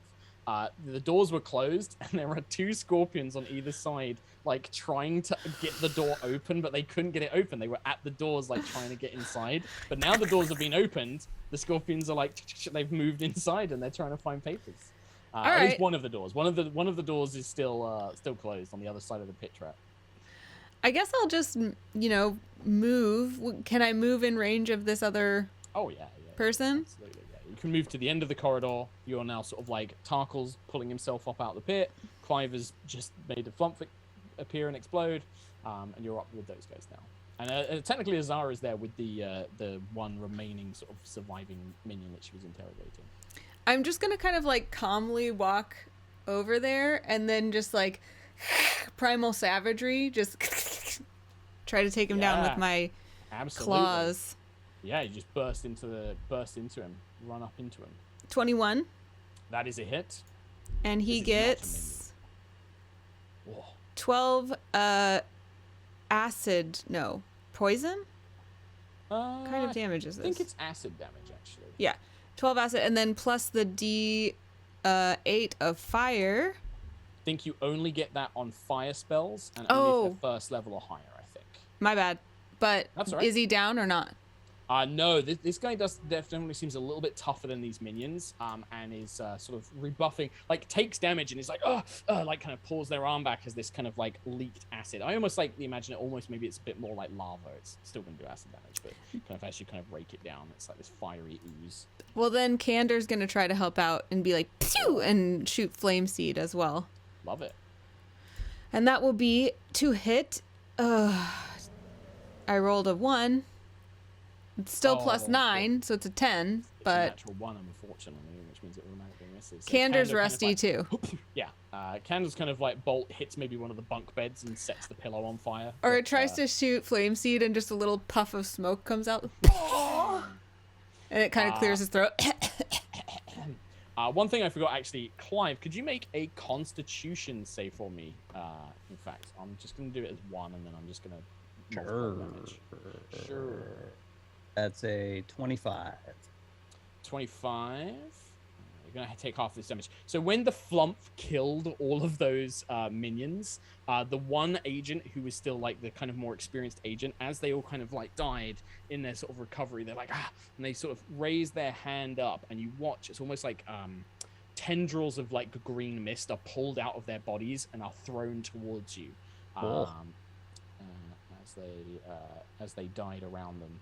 The other one died before that could happen. So it's going to be... this is already halved, so it's going to be 13 poison damage to you as they kind of... You kind of get engulfed by these green tendrils.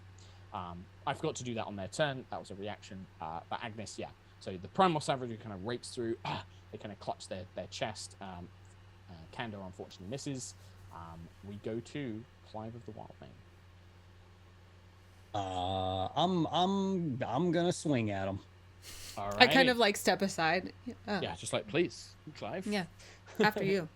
Yeah, so you can just kind of charge up to him. And this time you're actually going to draw forth Ebonscorn. Mm-hmm. Cool. And that's going to be a 14 to hit. 14 will hit. I haven't actually... It's not had a turn to activate their AC boosting effect, so that will actually hit them. Oh-ho. All right, so that's going to be... First one is 13 slashing damage. 13 points of slashing damage. You watch as a big bloody cut kind of like cuts across their body, leaving them looking very wounded and injured. And we're gonna swing number 2. Alrighty. Whoop. That's a 15. That will hit. Whoop. Another 13. 13 points of damage. That cut nearly cuts this more experienced Thorn agent down, but they're kind of like clutching, still barely standing. Anything else on your turn, Clive? I'm gonna bonus action, Daunting Roar. Oh, that is Wisdom 19. Wisdom 19. The 16 is going to be a failure. All right. He is frightened of me until the end of my next turn. Yeah, and I believe that means that they can't willingly move closer to you. You are next to him, and has disadvantage on attack rolls whilst you are present. I forgot about cauterizing flames because I got it very late last season. Oh, okay. At 10th level, which was a while ago, when small or larger creatures die within 30 feet of you or your wildfire spirit, a harmless spectral flame springs forth in the dead creature's space and flickers there for 1 minute. When a creature you can see enters that space, you can use your reaction to extinguish the spectral flame and either heal the creature or deal fire damage to it. So that means that all these dead minions, pew, pew, pew, pew, pew, pew, like fires everywhere. In the corridor, yeah. So in the corridor leading up, there's like 6 of these flames leading up to the junction. And then in this little side room to the left, there is also, well, actually, because you wouldn't have been able to see those guys when they died, because they all died before you moved up. But were they in 30 feet of me or my wildfire spirit? From where you were, no, they would have just been outside of it. But the ones in the corridor all were. So you could easily like move up to those and use those for healing, for example, for like Clive and stuff. I mean, I'm fine, but I was thinking for Clive. Yeah, well, if Clive moves into the corridor, maybe after you kill this one remaining guy, he could move into the corridor and you could definitely use one of those flames. Well, if he kills this guy, he can use this guy. True. Yeah, because now you're within range because you moved up. All right. Okay, so just quickly to wrap things up. So you watch Clive as the thing is terrified of you. This agent kind of looks at you, and kind of staggers back, and it's just like, oh, my Lady Shadowbriar, please aid me. And you're going to watch as they begin to sort of like their cloak, their green cloak and mask that they've been wearing almost begins to sprout vines and thorns, and it grows over them like armor. They're going to regain some health. They're going to regenerate a little bit. But they are still frightened of you. And they're going to attempt to sort of like slap you with one of these giant vines with disadvantage. That's going to be a natural 2. That's going to be a miss. There's not even a point in rolling. So like weakly tries to slap at you, but has no effect. Azara, we'll try and wrap this up. Trying to regain health. That's silly. I think Azara is gonna like kind of like anime, like chuckle to herself while she shakes her head a little bit. And is going to cast. It's too mean. I don't care. Is going to cast Lightning Bolt on it. Actually, Guiding Bolt. Why not? Okay, I was gonna say Lightning Bolt. Yeah, Lightning Bolt's a lion. Well, also, yeah, exactly. You've got Agnis and Clive in the way at the moment. She's gonna hold, like, she's gonna like point to that minion and be like, "Don't move." And then is going to look at. Can you make another intimidate check for me, actually, just before you make this guiding bolt attack? Okay. Make another intimidate check for me. 22. Okay. They don't move. Okay. I was going to see if they would try and make a chance run away, but they don't. That would be silly of them. And then she's going to cast Guiding Bolt at the, what did I say? 5th level. Why not? Fuck this dude. So I mean, yeah. Yeah. Yeah, okay. That's the face of a natural 20 if I've ever seen one. I'm not even gonna. I mean, you roll the damage because obviously that's a lot of fun. So what was it? What normally would it be? 8d6. So 8d6 would be that would be 48 points normally, and then roll the 8d6 and add 48. Plus 26. Who wants to do that math? 74.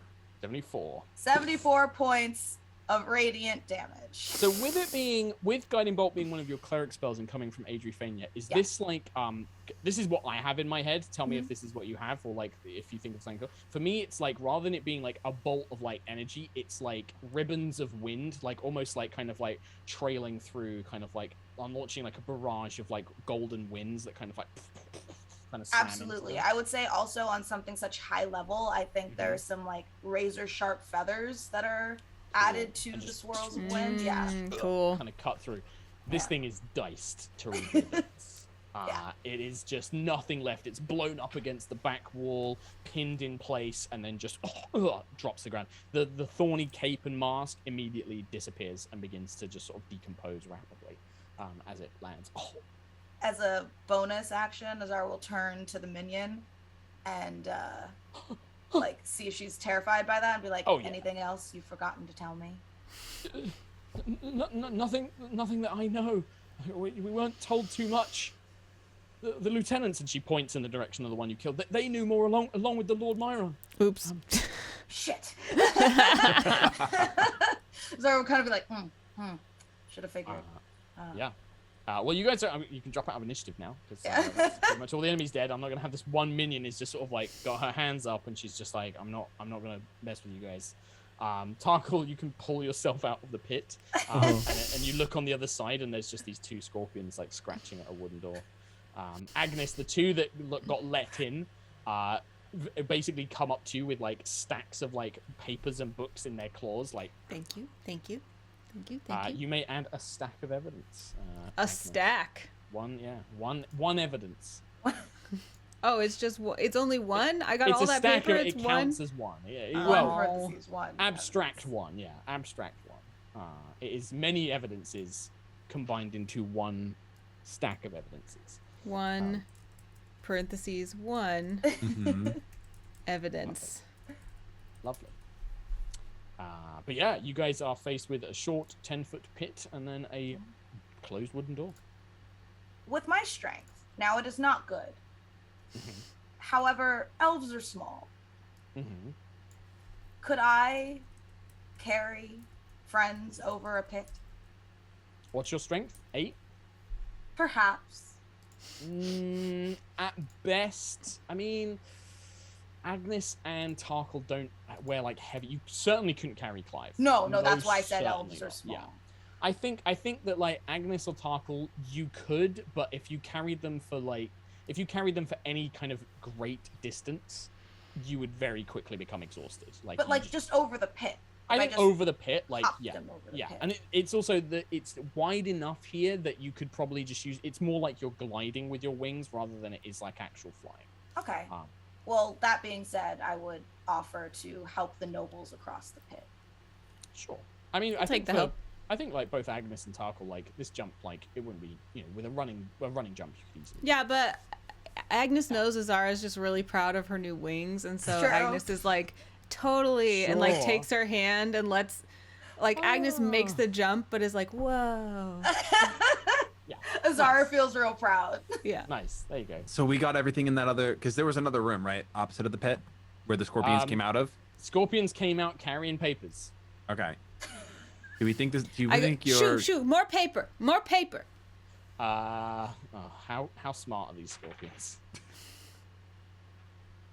They follow my commands, it says. Yeah, well, if you're like pointing like to find more paper, they've already checked most of the places, so they begin making their way towards the pit, and it looks like they're just gonna either fall in or No. Oh, they stop. Come with me. Okay. Defend us. Okay, they move to the edge of the corridor and they just wait. So we're not going back in that room at all, right? I mean, we don't have time, honestly. There's gonna be the most evidence in the Lord's room. And we have to get there before he blows it up. Yes, and there's traps. Remember, and Tarkle looks down the hole. There's traps.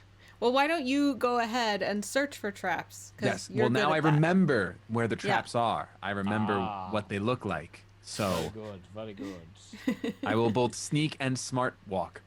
Okay. Would Pass Without Trace help right now? I can make us all very stealthy. I mean, if you were in a sort of woodland environment and you hadn't already used very loud spells like Shatter and things like this, and there wasn't a battle going on above you, maybe Pass Without a Trace would help. But at this point, stealth is gone. All right. But Tarkle, so you kind of hop the pit. You get to the other side with the scorpions. And this door, like, do you want to search it for traps, or are you going to try and Yeah, open I want it? to do a little search for traps. Right, investigate, or perception. You can make either. Ooh, let's see which one is. Oh, this eyeball is starting to bother me. Let's see, investigation or perception. Investigation is actually better. I rolled a 7 plus 10, so 17. 17. A quick examination, just like sort of patting the edges of the door, like kind of testing the handle. You don't think this door is trapped? Okay, I'm gonna try to open the door. It is locked, however. Can I pull out the Kiss of Silver, give it a little Jimmy unlock? Yeah, this would be, it's like, the rest of you kind of wait a few seconds. Tarkle's going to attempt a pickpocketing check. So thieves tools, dex plus proficiency. X plus proficiency plus my roll. So 11 plus 9. Dirty 20. Dirty 20. Yeah, you hear it. Kiss of Silver, you manage to get the tumblers in place, and you can open the door. This door leads into a sort of round antechamber. You can see there is another door on the far side, directly opposite you. Very similar, wooden in construction, but reinforced with thick iron bands. And there is also, it appears to be one of those agents with the sort of mask and the hood, the one that sort of managed to create this kind of like vine armor. But they are already dead. They're kind of like, you can see like foamy kind of saliva at the edges of their mouth. And they have, in front of them, there is like a burnt bag with just burnt papers and documents and things like that, where it looks like that they, whatever they managed to get in here, they've already destroyed. But also, they have died in the process, perhaps. Question. Yes. Hello. Does mending fix burning? Mending will fix one like tear or like one break in something. Does lesser restoration fix burning? On a person, maybe, but not on documents. No. Is documents person? No. Documents are documents people. No. Is mayonnaise an instrument? Unfortunately not. The rest of you all see the same antechamber. There is this other door on the other side. Big round table that looks like it had all the documents pulled off of it, shoved in, and then. I use my reaction while Clive passes by one of these dead guys to be like, here. Sure. And yeah, absolutely. You get how much? It's 2d10 plus my wisdom mod. My wisdom mod is 4. That's crazy good, yeah. So 1, 2. Go ahead and take. Hello. 11 healing from the dead guy. Oh yeah. And cool. You get to mark off a use because you can use that a few times. Can it? Okay. It doesn't. Oh, a number of times equal to your proficiency bonus. Yeah, there should be like little boxes that you can click on. I think. Mark off a use. Thank you. Cool. So Clive, you get like one of these little flickering ghostly flames, kind of. You feel your energy restored. You may have grabbed everything, but we should check just in case quickly. But also, watch out for traps. Is there like anything investigatable in this room? What's your passive perception? It's quite high, isn't it? I know actually Agnes's is really high. My passive perception is 19. My passive investigation is 20. Okay. And then Agnes, you've got like a really high passive perception. My passive perception is 24. Okay. And my passive investigation is 17. Okay. The two Crownsilver twins spot different things when they come into this room. Agnes, as you enter this antechamber, coming from that door on the other side of this circular room, you can hear someone sort of humming, maybe softly singing, sort of like, very sort of relaxed, casual, sort of humming or singing to themselves. Very faint, kind of muffled by this thick banded door that stands between you.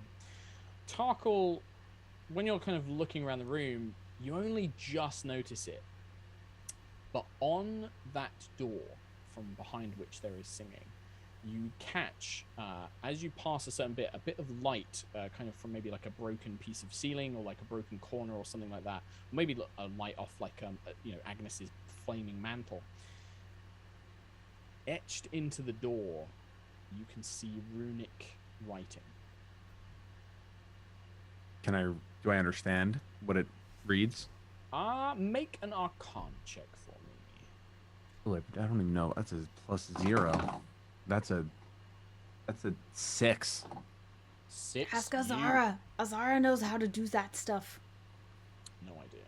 So if when I don't recognize it, I'd be like, Azara, do you see that in the light on the door? There's writing there. I would like to walk over and attempt to read it. Yeah, you don't need to make a check, Azara. You would recognize this spell. Now that it's been pointed out to you, you don't think you would have noticed this if Tarkle hadn't seen it. Mm-hmm. This is a spell called Glyph of Warding. And it's basically a magical trap. It will trigger when certain conditions are met. Looking at a door, you would assume that it is when the door is opened. Right. And it will trigger some sort of either a spell or elemental damage of some form. It will now, sort of unleash an attack. I don't happen to have Dispel Magic. That's a shame. Because that would. But I do. So if you relay that information, I would have relayed that information. Then I would have said I don't happen to be able to dispel magic, and then hopefully I would have been interrupted by young rogue. But I say that and I smirk because this is probably, I would say this is the first time, just because I want it to be. Tarkle's gotten to use this feature of Epilogue, but he pulls out his blade and I imagine he holds it like, actually no, I'm sorry. He goes, Yeah, I literally, okay, I can do that. There's something else where I have to use my finger. But this I don't use my finger. I will use. This is from the blade. This is from the blade, yeah. So I'll grab the blade. You could almost imagine. I think that with this, like with Epilogue, you almost like cut the air in front of the thing that you want to target, as if you're like slicing the magic, as if you're cutting the magic. Yeah, cool. yeah. So I straight up do that, and I hopefully it's a 3rd level spell or lower. It is not, so you need to roll a d20, and then I think it's +8. I think it says. DC equals 10. Oh, yeah. Okay. D20. I rolled a 13 + 8. Yeah, that's enough. Whatever magic was here, this is clearly like quite a powerful spell that was inlaid on the door. But as you sweep Epilogue, and maybe you hear familiar words by a fey-like being, just sort of reminding you that Epilogue ends things. And as it does, the spell breaks and falls apart as if it was never there. It just ends, it finishes. The glyph vanishes, leaving the door untracked. Zara proudly pats Tarkle on the back. He smiles. Yeah. Should we try to burst in? This guy's just humming. I don't know if he'll try to sneak instead. Can I sneak and burst in? Okay, I will sneaky. Right. Yeah, don't worry about making a stealth check for me. Tarkle, as you sort of open the door, which does just freely open, you look into a sort of grand, maybe it was once a wine cellar, but it's been turned into something more luxurious. Like sofas have been brought in, there are thick rugs and animal furs, a large, beautiful writing desk, bookcases, and all of it has the raiment of a very well-lived, wealthy noble. You would notice, Tarkle, as you step in, there are hidden wires that all go up to the ceiling, and they're connected to something in this room, but you don't know what it is. It's not in your immediate vicinity.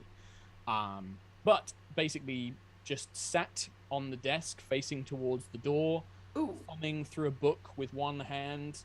You see this nobleman, sort of black and gray robes, sort of graying hair streaked with a few remnants of black, maybe a sort of long, thin mustache kind of like trails down, under their chin, just sort of passing through it, a kind of cane to the side of the door.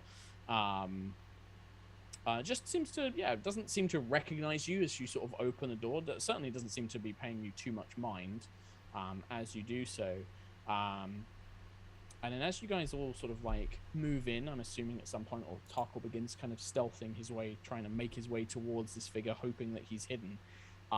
You just hear a, "I'm rather disappointed. I had hoped that... I'm surprised, really. I would have expected my sister to have anticipated who and what. I really am. Still, you meddlesome Eveningstar children will make a fine prize for Mother." And he taps something on the desk, and the roof caves in. And that's where we're going to end the episode. Oh my god, you could have had a brother-in-law. Could be. Could have had a brother-in-law, Tarkle. Well, he said my sister. So wouldn't that mean that our mom, that's his... No. Brother-in-law is in Willowsong's brother. Okay, I was thinking because okay, never mind. No. I was teasing you.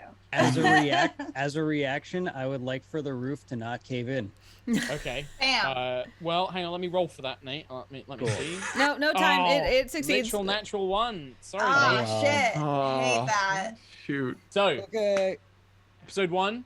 That's where we're going to finish. We'll pick this up in episode 2 as you come face to face with Lord Myron, if that is who they really are. You don't know. You've never heard of this guy before. You'll find out. That's it. Shout outs, and then I think that's going to be the episode, right? Yeah, that was good. Quick shout outs because we've played played over. Our full hours. All right, very quick. Let's go, Mica. Real quick. Hi, I'm Mica Burton. You can find me everywhere at Mica Burton. I also have a horse Instagram at Mica Strides. Anna, go. You can find me at Anna Prosser everywhere and at annaprosser.com. And thanks for joining us. I choose Shady. Hi guys, you can find me at Shady Penguin with 2 N's at the end everywhere you look. Literally every website. Go try your best to find me. There's a prize somewhere. Ooh, I tag Nate. No, go Mark. SherlockHulmes, pretty much everywhere on the internet. Come and watch my other D&D show, High Rollers D&D. Been doing it for 4 years. It's really epic and cool. As epic and cool as these guys, because these guys are also epic and cool. That's it. We love you. We're so glad to be back with Knights of Eveningstar. Tune in for the very exciting next episode. Our big old cool big fight with a big cool dragon. So see you then. Bye. Oh, spoilers! Drink water, idiots.